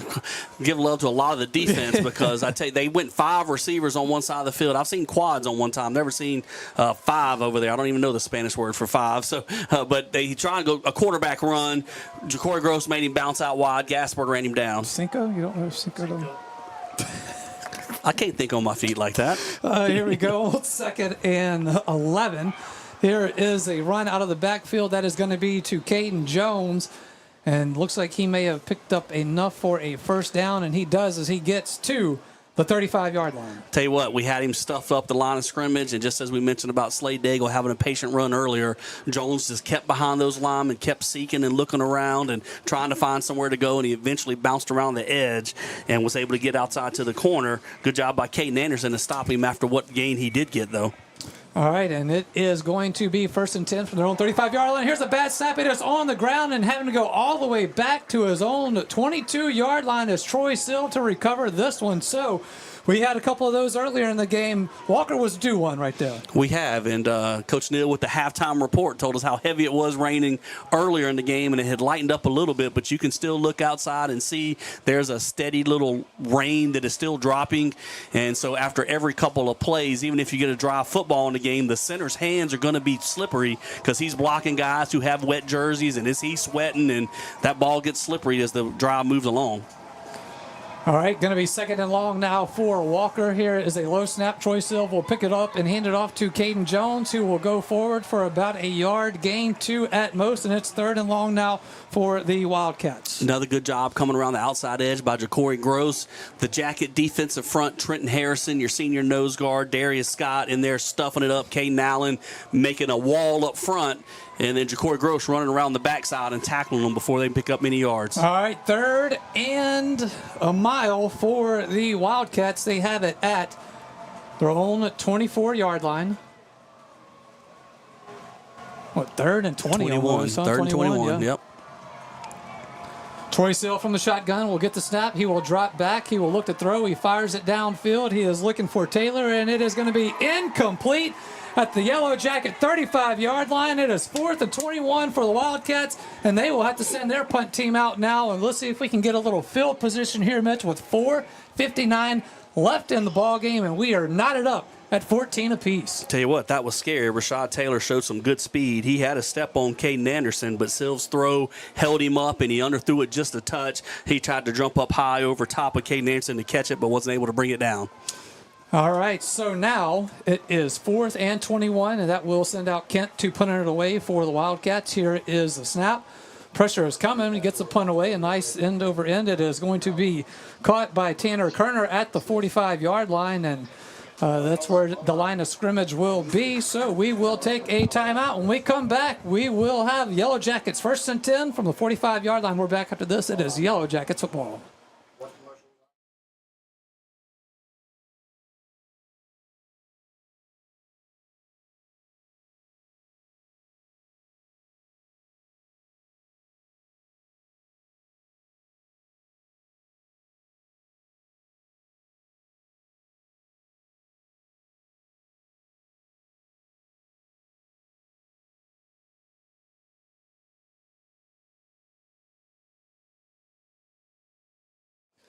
Here we go. It is going to be 1st and 10 for the Yellow Jackets. Handoff in the backfield from Jerry Horn.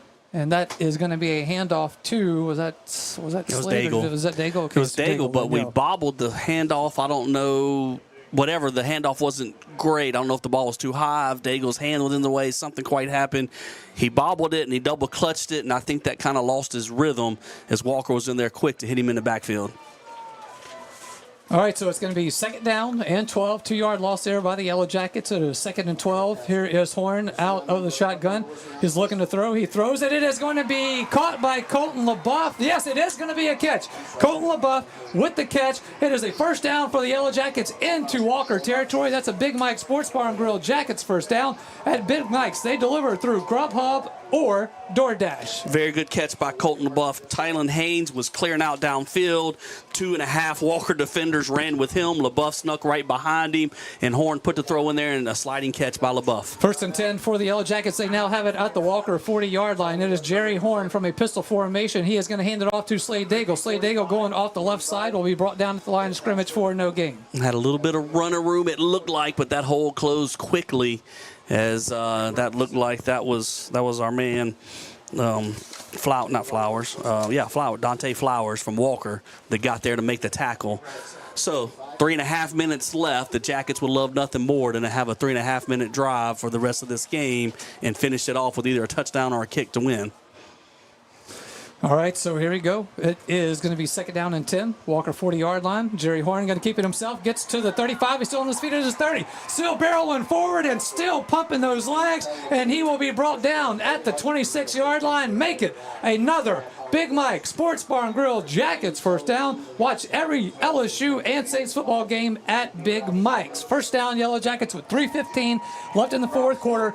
Tied at 14 apiece. And they are deep into Walker territory now. And it looks like we've got an injury on the field. It's going to be a cramp, and I think it's Dante Flowers. So that defensive front's going to get a little bit weaker for Walker as Flowers is going to come out the game. And I'll tell you what, this Jacket running game has been impressive tonight. They have really picked up a lot of yards running the football. A lot of quarterback runs. Jerry Horn running behind those linemen. Jerry Horn is running. He's not slow with his decision. He's getting north and south quickly. He's running hard with a head of steam, and he's running through tackles, pushing the pile forward, and picking up a lot of yards. It's much needed for the Jackets, especially the second half.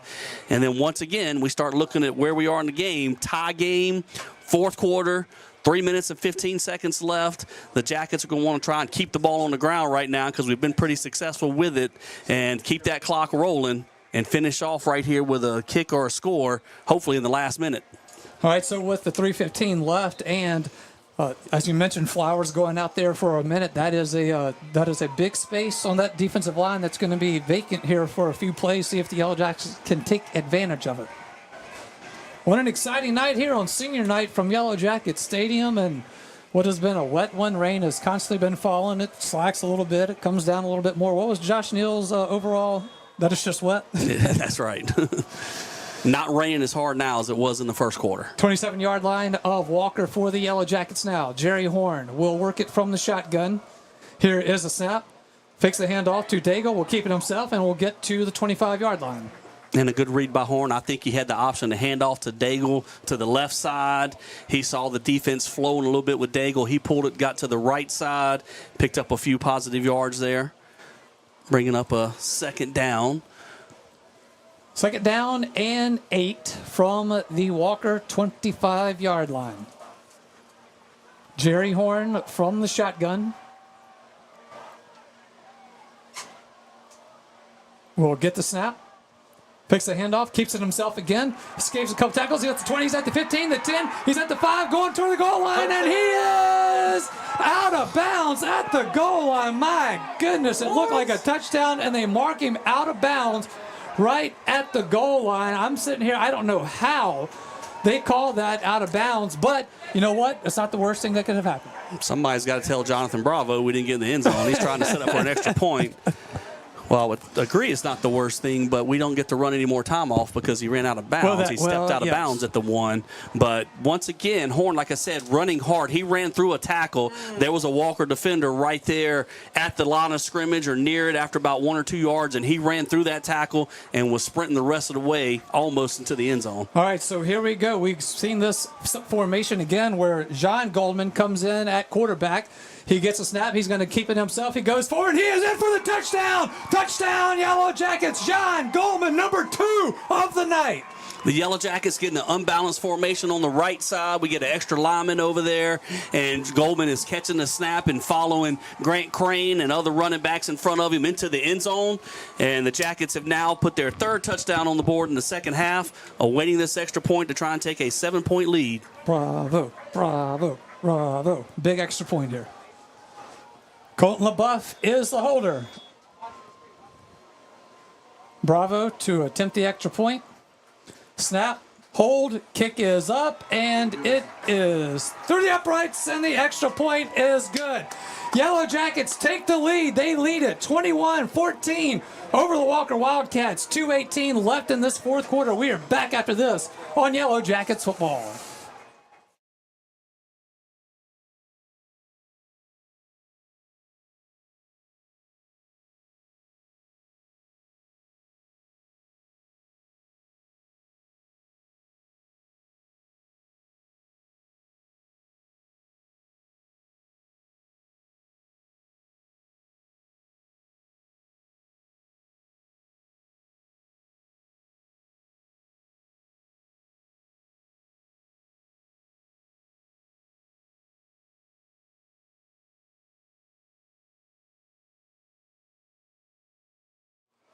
Welcome back in, Yellow Jackets football, Family Radio 91.9 FM on the web at johnfineproductions.com. Jonathan Bravo will be kicking it off from the 40-yard line. Denham Springs 21, Walker 14. Bravo kicks it off from the 40-yard line, end over end kick to the 32, and Walker will try to return this one. He gets to the 40-yard line, stays on his feet, gets to the 45. I thought he was looking for a fair catch at first, but he does not. Gets a return on it, gets to the 45-yard line, 1st and 10 for Walker.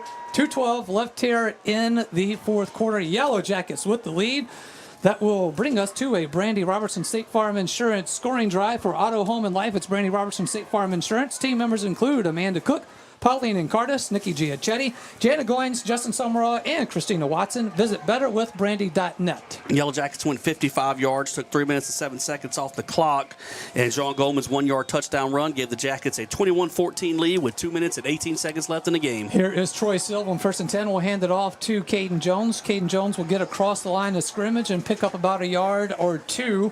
Looks like he's only going to pick up one, make it 2nd down and 9. You know, Walker's got some dangerous return men on their kickoff return unit. We've been trying to kick it short and stay away from them, but we did give them pretty decent field position here for this last drive.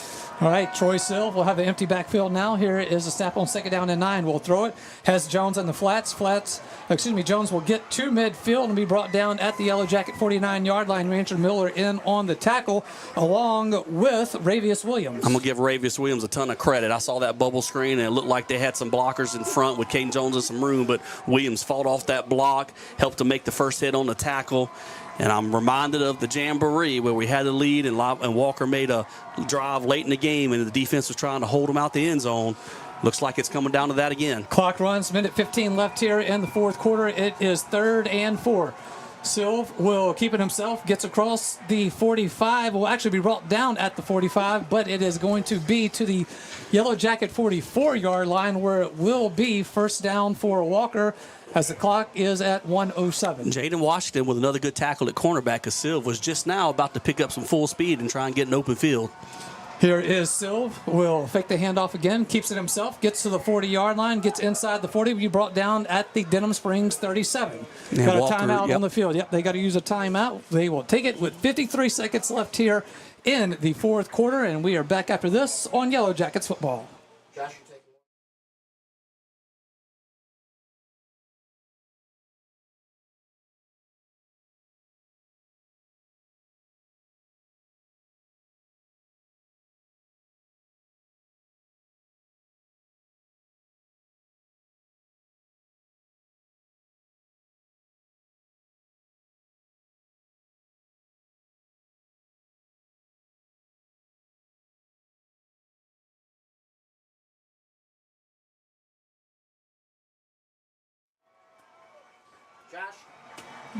Welcome back in Yellow Jackets football.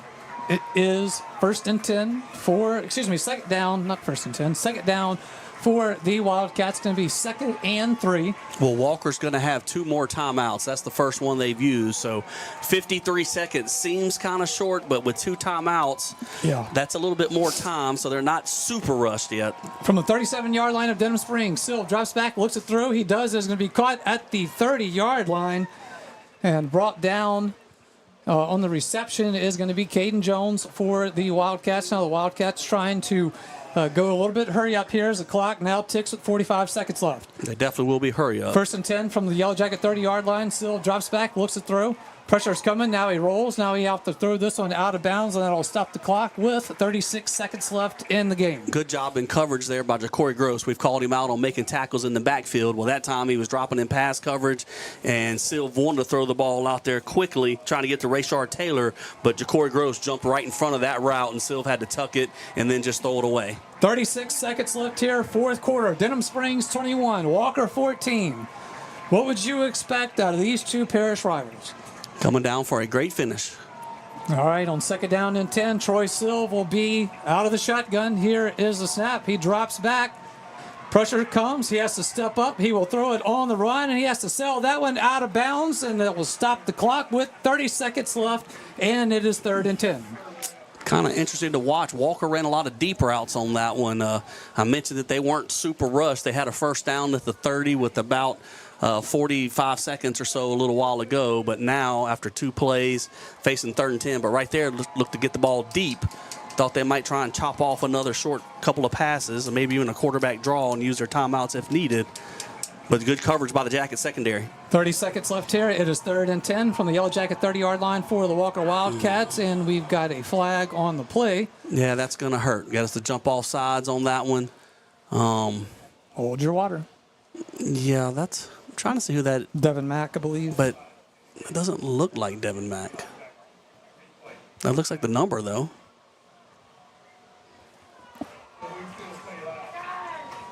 But we jumped off sides and turned a 3rd and 10 into a 3rd and 5. All right, 3rd down and 5. It will be from the Yellow Jacket 25-yard line now for the Wildcats after the 5-yard offsides penalty.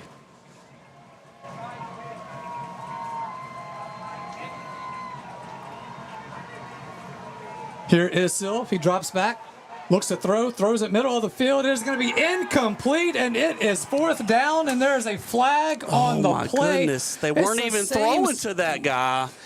They're throwing an interference about 20 yards away from the ball, and they're throwing it to a tight end hooked up over the middle of the field. It doesn't make sense on why they want to get involved in the game. And that's the same. That's nowhere near the play. But that's the same exact spot where we had the earlier one come in that we also didn't agree with. My goodness. Nobody is looking at that receiver that's 30 yards away from where the quarterback was trying to throw the ball. It's just let it go. All right. It didn't affect the play. 25 seconds left here in the 4th quarter. Denham Springs holding on 21-14. It is going to be 1st and 10 for the Wildcats. They will now have it at the Denham Springs 16-yard line. Officials still talking. I mean, they called interference, and the flag was thrown like after the ball hits the ground. So it's not like anybody was holding someone in a press coverage off the line of scrimmage. The quarterback never looked to the right side of the field. He's looking in the middle of the field the entire time, and it was just a cornerback with a receiver out there. So an official conference happening here. Let's see what they're going to... No, not sure what they were trying to figure out there.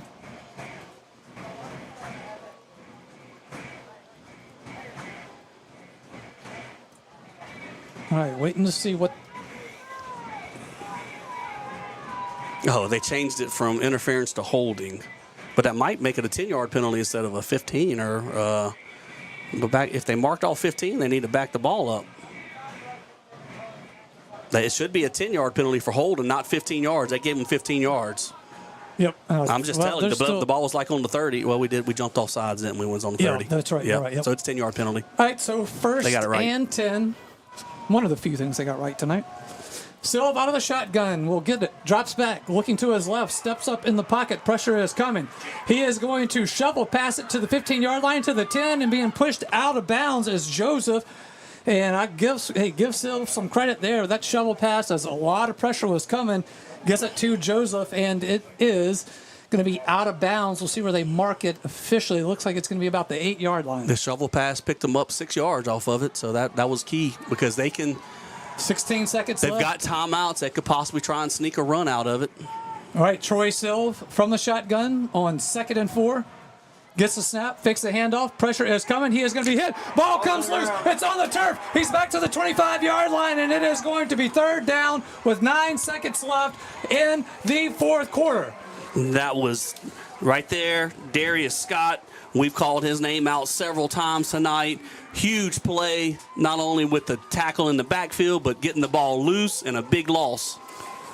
All right, so a timeout on the field. 9 seconds left here. Denham Springs 21, Walker 14. Back after this quick timeout on Yellow Jackets football.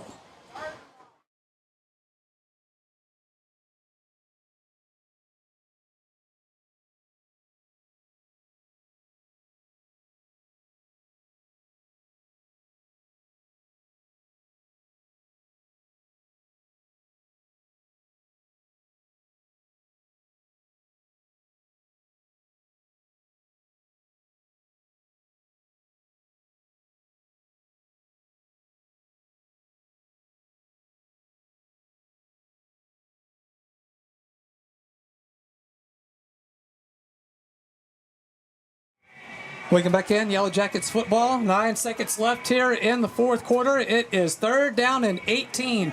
Back at the 24-yard line of Denham Springs for the Walker Wildcats. 9 ticks left on the clock. Yellow Jackets lead by 7. Silv gets a snap, fakes a handoff, and we've got a timeout call. Walker's calling their last timeout. That is very interesting. They didn't like what they saw at all. They called a timeout after the loss just then, and now call a timeout when at the line of scrimmage. That's their last one, right? Yep. That's their last one. So it's 6 seconds. No, they're going to put 9 seconds. They'll put it back to 9. Yep. All right. Nonetheless, they will take a timeout. We will take it with them when we come back. We've got a heck of a finish here for you folks. Stay with us. We're back after this on Yellow Jackets football.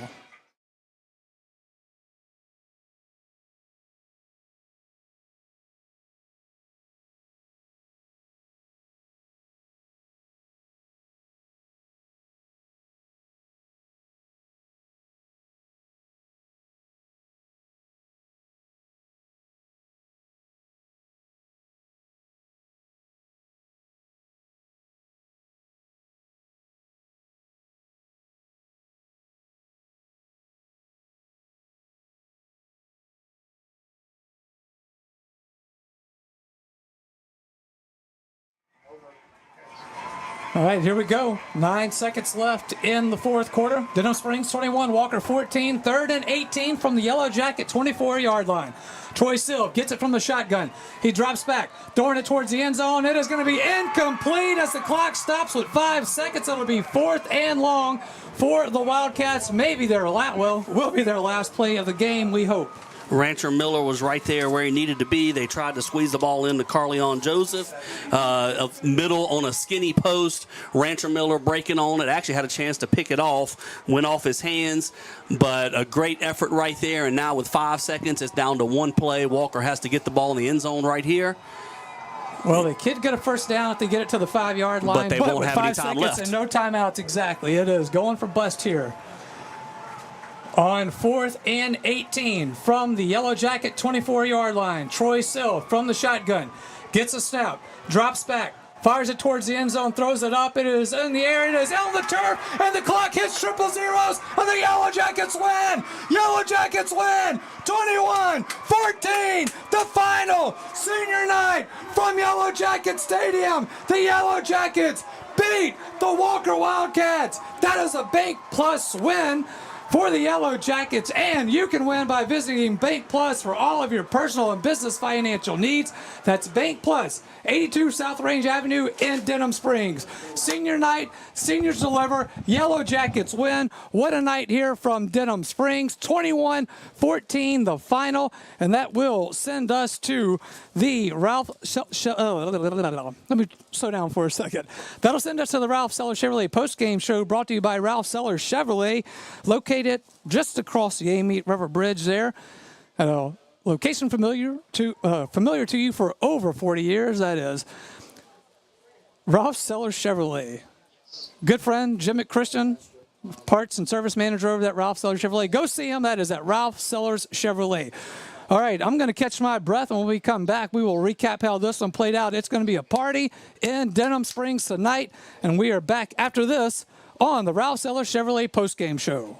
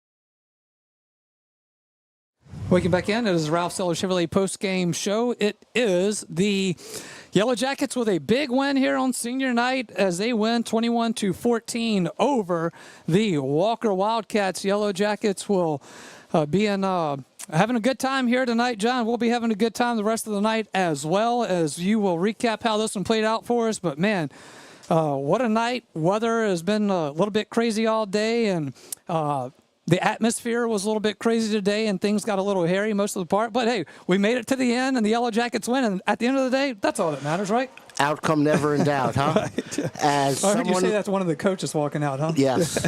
As someone once said, it was the best of times, it was the worst of times. It was the tale of two halves. Walker controlling in the first half, Denham Springs controlling in the second half. Walker, on their first possession, their second play, a pass from Silv to Taylor from 56 yards out for the touchdown. Walker goes up 7-0 with 11-10 left to be played in the first quarter. Jackets then start out at their 37, having a nice drive, 23-yard Paul run, 17-yard pass to LaBeouf, 32-yard field goal.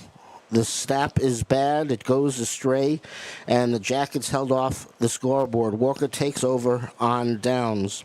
Caden Jones with a 4-yard loss, but there is a fast face mask called against Denham Springs, so as opposed to the Jackets taking over in their own territory, Walker retains possession. 4th and 16 from the Denham 35. Silv to Jones for 30 yards to the Denham Springs 6. 4th and goal at the Denham Springs 6. For whatever the reason, Walker, which has a very good field goal kicker, we believe, they go for it. Jones, on a heavy backfield, carries for 4 yards to the Denham Springs 2. Jackets playing bend but don't break. They take over on their own 2 with 6 seconds left to be played in the first quarter. It is 7-0, Walker with the advantage at the end of the first quarter. Then Jackets start out at their own 32 with their second possession of the second quarter. Jeremiah Dorsey picks off the Jackets. Walker takes over at midfield. A short time thereafter, Jones with a 40-yard touchdown run with 6:13 left to be played in the first half. It's 14-0. Walker has the advantage. That's the score at the end of the first half.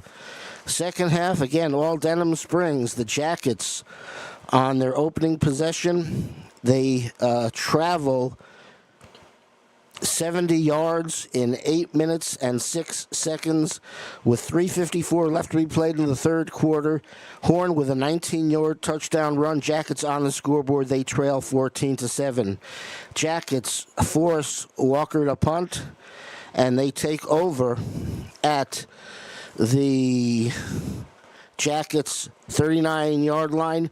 Daigle, a 27-yard run to the 5-yard line of Walker. And then John Goldman takes it in from 1 yard out. The Jackets go 61 yards in 4 minutes and 54 seconds. With 1:55 left on the clock, we are tied at 14-14 heading into the fourth quarter. Jackets, on their first possession, take over on the Denham Springs 45 after a Walker punt. And Horn with a 17-yard run to the Walker 1. Looked like he got in, but no dice. John Goldman then with a 1-yard touchdown run with 2:18 left to be played. Jackets go 55 yards in 3 minutes and 7 seconds. Denham Springs goes up 21-14. Final score, Jackets 21, Walker 14. Josh says two of the best words on Denham Springs broadcast/telecast, a bank plus win. Coach Butch Wax is here to observe in person, and so a terrific night for Jackets football. We had some technical difficulties during the course of the broadcast and telecast. At times we were a little bit erratic. We believe that the problem emanated from the Denham Springs press box, as we were told that all sorts of issues were going on technically here. We're not sure, but we did the best we could, and we marshaled through it. And the most important thing was to try to bring you the play-by-play either on the radio and or on YouTube. And again, I'm so sorry this happened, but that does not sully what is a terrific win for Coach Brett Beard and the Denham Springs High School Yellow Jackets. Josh? Hey, John, real quick, is it just me, or is this like once a year something at some place just goes completely haywire? You remember a couple of years ago at North Shore we couldn't get on, and their press box shorted out right before kickoff, and then all of a sudden about midway through this one, we're rolling along fine after a little bit a hiccup in the beginning, and then all of a sudden something goes bzzz again, and here we are. And Josh, some constructive input. You are the common denominator. You are the play-by-play guy for Denham Springs when all this mayhem takes place. It's too much. I got too much energy, John. Be accountable, Josh. Okay, all right. John, I appreciate that, and thanks. Good job as under some really hard circumstances here tonight. But again, Yellow Jackets with the win. So 21-14 on senior night here. These Yellow Jackets will leave this stadium for the final time in the regular season on their senior year as a winner over their parish rival, the Walker Wildcats. So stay with us when we come back. I'll be joined by Mitch Covington as we will continue to celebrate here from Yellow Jacket Stadium on the Ralph Seller Chevrolet post-game show. But remember, coming up, we will have the Louisiana Tree Pro Jackets Player of the Game. Brought to you by Louisiana Tree Pro, licensed and insured professionals to restore your property. That's Louisiana Tree Pro, where they do it the right way. Louisiana Tree Pro is Denham Springs owned and operated by Josh Howard and Megan Fontenot Howard. That is Louisiana Tree Pro, like it was never there. We are back with more after this on the Ralph Seller Chevrolet post-game show.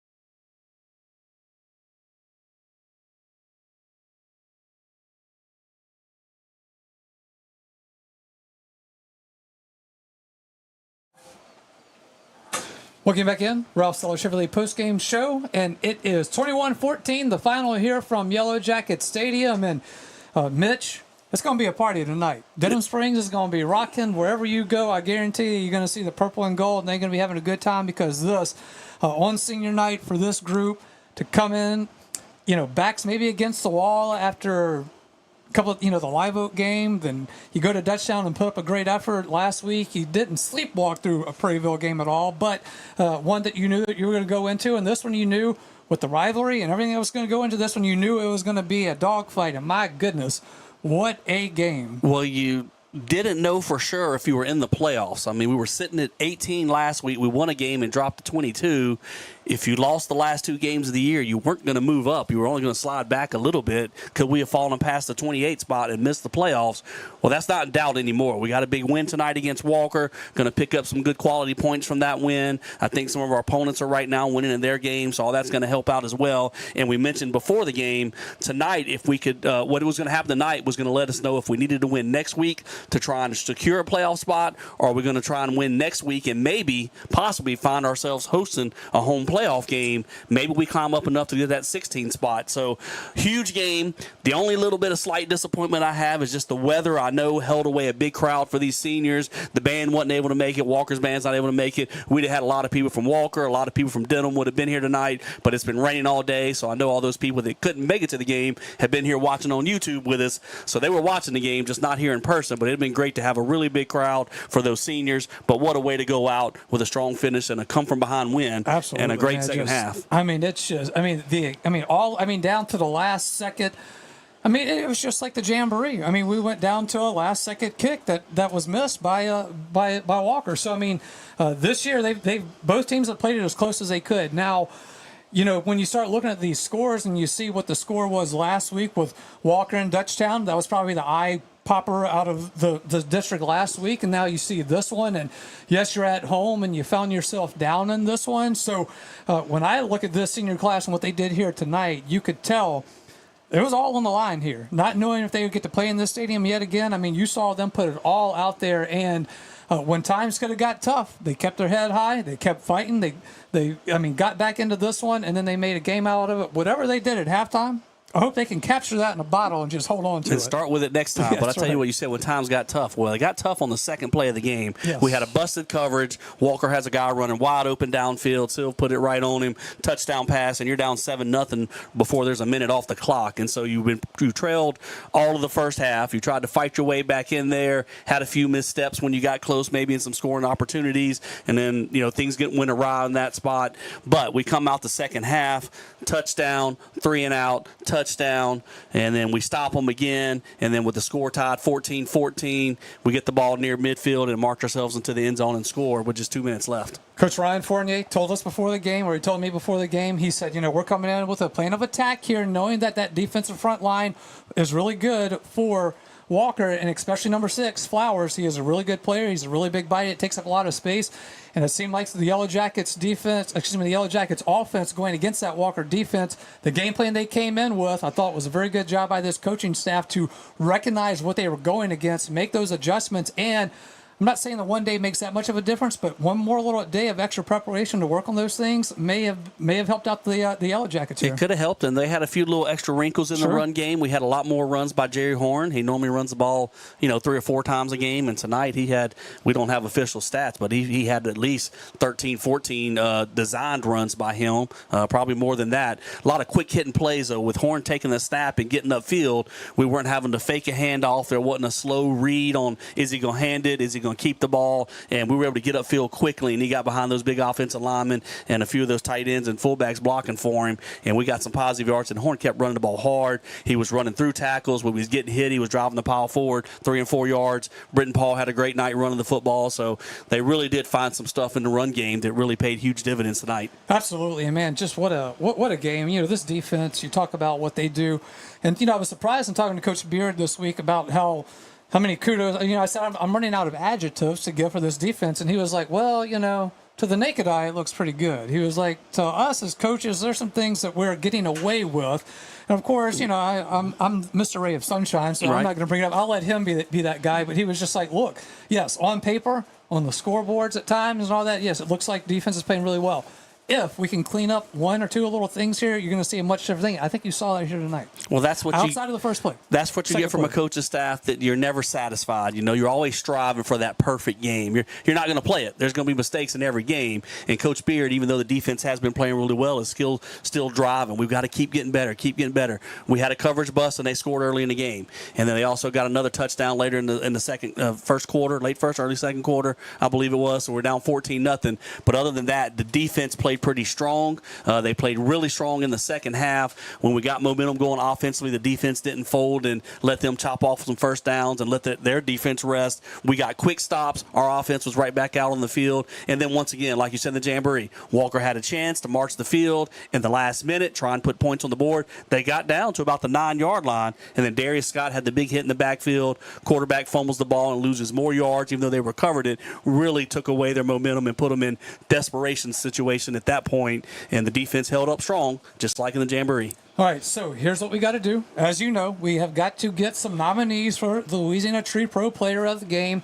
I have ideas of what I will want to do with it. John Fine's already chiming in, but it is the Mitch Covington thing to do. So you get to give the nominees, and you also get to name the winner. But first, just go ahead and give us some of those people who you are thinking about to give the award to this Well, week. as you watch the game play along, there are several guys that kind of stood out. Jerry Horn, as I mentioned, he had to have had, we don't have official stats, he had to have over 100 yards rushing. So I'm saying 100-plus yards rushing. He hit a couple key conversions on that last drive. We had a third down conversion, completed a pass that kept the drive alive, kept us moving forward.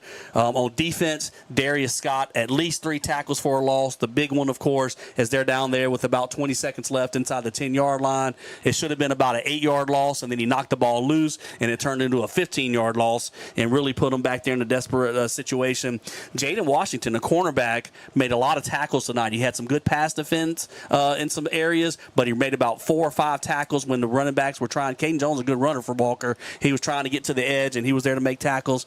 And I've also got a mystery player or a mystery group that we may want to hang around and listen That's for. what we call a tease Some here. guys that have really done a good job and especially played well tonight and was a key to helping us win. All right, well, like the tease there, so you want to stick around and see who that is going to be, who the mystery player could or group could be. I'm curious now. The mystery will hang with us as we take this last time out here from Yellow Jacket Stadium. Again, 21-14, the final. Yellow Jackets with the win on senior night for this group here in front of the home crowd at Yellow Jacket Stadium. And again, it is just going to be a fun one here in Denham Springs tonight. Stay with us. We're back with more after this on the Ralph Seller Chevrolet postgame show.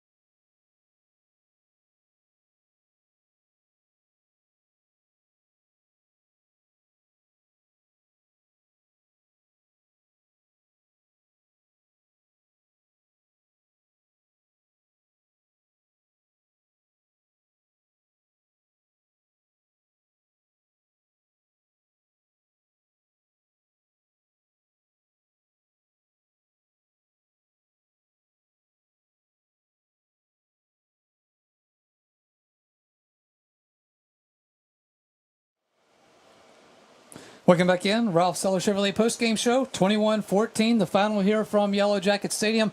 Mitch, I know that yesterday was Halloween, so I brought you a little Halloween gift bag. Oh, we got some trick-or-treat candy. I know how much you love candy, so there you go. You're lucky. I almost brought my Halloween costume, but then I didn't know if John would let me wear it in the booth, so I left it at home. I was this close to bringing it, though. You should have. Did you do a little trick-or-treating last night? Not so much last night, but the weekend before, had some places to go. Yeah. People dressing up, having a good time, There you and go. so that was fun. All right, well, good. So there's your Halloween candy from me to you, and I got some for all the crew here. I've already handed out some of those. Yours, I was saving yours for now. last. I don't have to egg your house, That's so right. I appreciate that. All right, Mitch. So it is time to get our Louisiana Tree Pro Player of the Game. You mentioned some nominees, but you said you had a mystery one here. So, being that this is your baby, I'm gonna go ahead and Jerry Horn, Brent, and Paul hand it off to you right here. Well, we had a few individuals that we thought played really well tonight and really stood out for us. But I think for the award tonight, just for our Louisiana Tree Pro Player of the Game, it's going to be Players of the Game. That offensive line really played well. There's been a lot of times this year where, we've wanted more out of them, where we need to see them get better. And we said before the game, that was me personally. They didn't have, they didn't listen to me or whatever. They're hearing their coaches, but it was a challenge. We had to get up there and block that Walker front. That's a talented Walker defensive front. They handled us pretty well in the Jamboree. But tonight, those guys up front, Christian Ferguson, Cy Martin, Coy Betancourt, Jackson Martin, Bryson McCabe, and let's not leave out our tight end. Why am I shouldn't have drawn a blank on that? Josh Hogan, thank you. Josh Hogan, and Peyton Puffer was also a lead blocker most of the time tonight. Those two guys, along with that offensive line, did a super job, opening up holes. Jerry Horn ran the ball well. Brent and Paul ran the ball well. Slade Daigle had some good runs for us. That means the offensive line was getting the job done, and they were super tonight, and the Jackets had to have it. A little bit of rain most of the night, so we had to run the football on the ground, and they were super, just what we needed. All right, so that is your Louisiana Tree Pro Players of the Game. That, of course, is brought to you by Louisiana Tree Pro, licensed and insured professionals to restore your property like it was never there. And at Louisiana Tree Pro, they do it the right way. Louisiana Tree Pro, Denham Springs owned and operated by Josh Howard and Megan Fontenot Howard. Louisiana Tree Pro, like it was never there. So congratulations to them. Also, you mentioned Josh Hogan there. Good job to him. 4.0 GPA, all-state academic. He is academic all-state. That's composite. That means 5A, 4A, 3A, 2A, 1A. He's all-state because he's had a 4.0 or better his entire high school career. So getting it done in the classroom, getting it done on the field tonight, helping as a senior, helping lead those Jackets to another victory on senior night. All right, so congratulations to all of them. Of course, Louisiana Tree Pro Player of the Game is something that we enjoy getting to kind of go through and break down something because it kind of gives us an opportunity to think back quickly and to highlight some of the things that we saw throughout the game here. It's always fun after we see that and you mention those and it's like, oh yeah, I do remember that because these games sometimes they go so fast, and then the way this one ended, good job for you to remembering some of those things and pinpointing those because it's a good part of what we do here, and of course we always enjoy getting to hand out that Louisiana Tree Pro. I tell you what, when we get John to add to our staff and we have a statistician up here that keeps up with how many yards, I know that Jerry Horn had 122 yards rushing, and I can't just say he had over 100. I know that much. Yeah, there you go. So John, keep recruiting there so we can get the staff bigger and bigger, and then we'll build like a deck on top of here so they can run it out. But we're running out of room in the press box. You're right. Especially when we go to Woodlawn. That's right. Oh, do we have to go there again? No, I'm just okay. Great people at Woodlawn. Just a little tough spot to be. But okay, Mitch. So this is a big one here. 21-14. You win this one. So we had kind of talked about Yellow Jackets playing spoiler for Walker, who was in that three-way tie in district. So they may have derailed that a little bit here for the Wildcats, which is not going to hurt anyone's feelings from the Yellow Jacket standpoint. And of course, this game honestly just came down to exactly what you thought it would be: a hard-nosed, swing, take your licks, you swing back, you deliver one, you take one. I mean, it's exactly what you thought it would be. And I'm just so happy for these seniors, so happy for this team that they were able to come out on top in this one, to be down the way they were and fight back the way they did. It's just a true testament to play the next play, don't get down, keep going. And I commend this coaching staff, commend this team and all that, because it would have been easy after 2 plays in and they're up 7-0 to be a little shell-shocked and start chasing things. And instead, they just kind of settled in at half. Again, whatever they did at halftime, the halftime adjustments there, they talk about that. Some coaches say they do, some say they don't. Whatever it was, it worked, and I'm so happy for everyone who's a Yellow Jacket here tonight.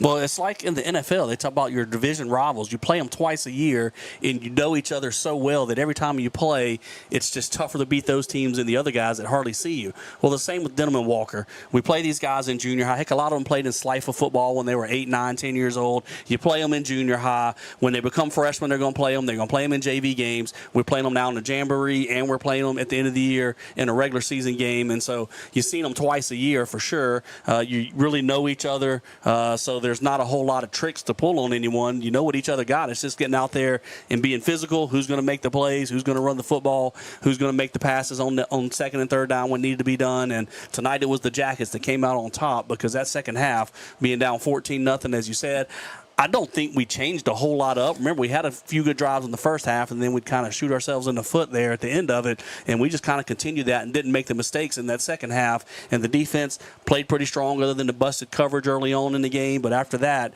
was really got after it and shut down a really good Walker offense. They're very scary. Yes, you hold the Chad Mahaffey offense to 14 points, you have done something, and it's, because you know what he does. I mean, the play where he had the 5 receivers out on the far side over there. Well, there was the one drive that we thought we had them stopped on fourth down. There was a face mask, and then there was a third and long, and then there was a interference call that gave them a free play like inside the 5-yard line, and then we stopped them on third down. They went for, not only we stopped them on third down from the 3, they lost yards, so then it was 4th and 6 and not 4th and goal from the 3, so they ran for 4 yards on fourth down, but we had that cushion, kept them out the end zone, and that was huge because they had a lot of momentum on those plays. They converted a fourth down on that one, a big pass, and it seemed like they were about to roll into the end zone again, so we could have been down 21 at halftime instead of just 14. That was really big defensive stop on that drive to keep them out the end zone. And, of course, at the end of the game, we had to hold them out, and we did it once again. So that Jacket defense, man, we've done it early in this year. Hammond down there trying to score late, Walker in the Jamboree trying to score late, Woodlawn trying to score late. Here it was Walker again trying to score late, and they've held us out, held on to the win for us, and that's been key. Absolutely. So great job by that. So let's take a quick flip at it here and look at it that we do go on the road to finish out the regular season. It will be at Sandoval at the Pit. We know that's a tough place to play. Very tight confines there on the field. The bleachers are very close, not a very big sideline. They're kind of right on top of you. Kind of like the Swamp in Gainesville. It's funny that they're both the Gators, and one's the Swamp, one's the Pit, but it is very tight quarters there. And Coach Beard said it is a tough place to go, but he enjoys it. He's like, it's kind of an atmosphere that kind of gets your blood going. And in some of these stadiums where it feels so spaced out, sometimes you feel a little disconnected. He was like, everything is just loud. You can feel it moving throughout your body. Even from when I was in high school, we played there twice, and it is a different setting. It is a fun high school atmosphere, like you mentioned. Like here at Denham Springs, we've got the track, and we love that track, but it pushes the fans farther away. There's no track around the stadium at Santa Maria. Everybody's sitting right up on top of you. When they score a touchdown, they're shooting a cannon off, and everything just adds to it. They always have a big crowd and a lot of fans that support their program, so it's a fun place to go play. We're playing with a lot of confidence right now, coming off of 2 straight division wins. District games, and so I know these guys are excited. They're going to get after Santa Maria next week, and like I said, we'll see where the power ratings fall, but we ought to climb maybe from 22 up to maybe 18 or so this week, and then if you beat Santa Maria, now you're looking at getting that top 16 and hosting a first-round playoff game, so we want to make sure the seniors didn't go out tonight and don't play on this field again. Let's go win some more games and play it at home again. Well, I mentioned a couple of weeks ago that my pops is a Santa Maria Gator, so I gave him some kudos then because, we were playing, was that the Dutchtown game maybe, or whichever game it was. I kind of gave him a little shout out there, and he heard it, and he was all excited about that. Well, guess what? Starting now, Gator hater right here, this whole crew. Pops, we'll talk to you in 8 days. Yeah, Pops will talk to you. Don't try to stop by the house and say hello. I don't want to hear it. So anyway, that'll be it for us talking about that this week. So, but again, looking forward to going to the Pit next week. It'll be a fun one, so hope you'll all join us for that. So, Mitch, we've said it and broke it down here, but I'm going to let you close it out with final thoughts here on just a overall great night for the Denham Springs Yellow Jackets. Just a great job by the players, a great job by the coaching staff of keeping the players in it. We fell down 14-0 in the first half. It really could have gone sideways for us, but they kept fighting and they kept clawing, and then once we got that little bit of momentum back in it, momentum is real in football. If you haven't seen that watching college football, LSU and Ole Miss with the home crowd, and then the very next week after that or 2 weeks later, A&M against LSU, things started going sideways. sideways for LSU, and A&M got rolling. Well, that happened tonight here at Jacket Stadium. Denham got going in the second half. Walker was on their heels. We finished it off with a 21-0 second half to come from behind and win that football game. And it's not that easy to come down from 14 points at halftime. You think about it, just score once and you're right back in it, but it's hard to do that. And even if you score once, you still got to finish it off, score again to tie it, and then you got to score again to go take the lead. Oh, at the same time, you can't let them score and get momentum back on their side. So really good job by the players staying in it and fighting. And what a great finish and a great win for the Jackets tonight on senior night. Absolutely. No other way to say it better than that. So, in saying that, I will say that, of course, next week it will be St. Amal Gators and the Yellow Jackets. It will be from the pit at St. Amal. We hope you will join us. As always, it'll be 6 o'clock for the Sporting Center Yellow Jackets warm-up.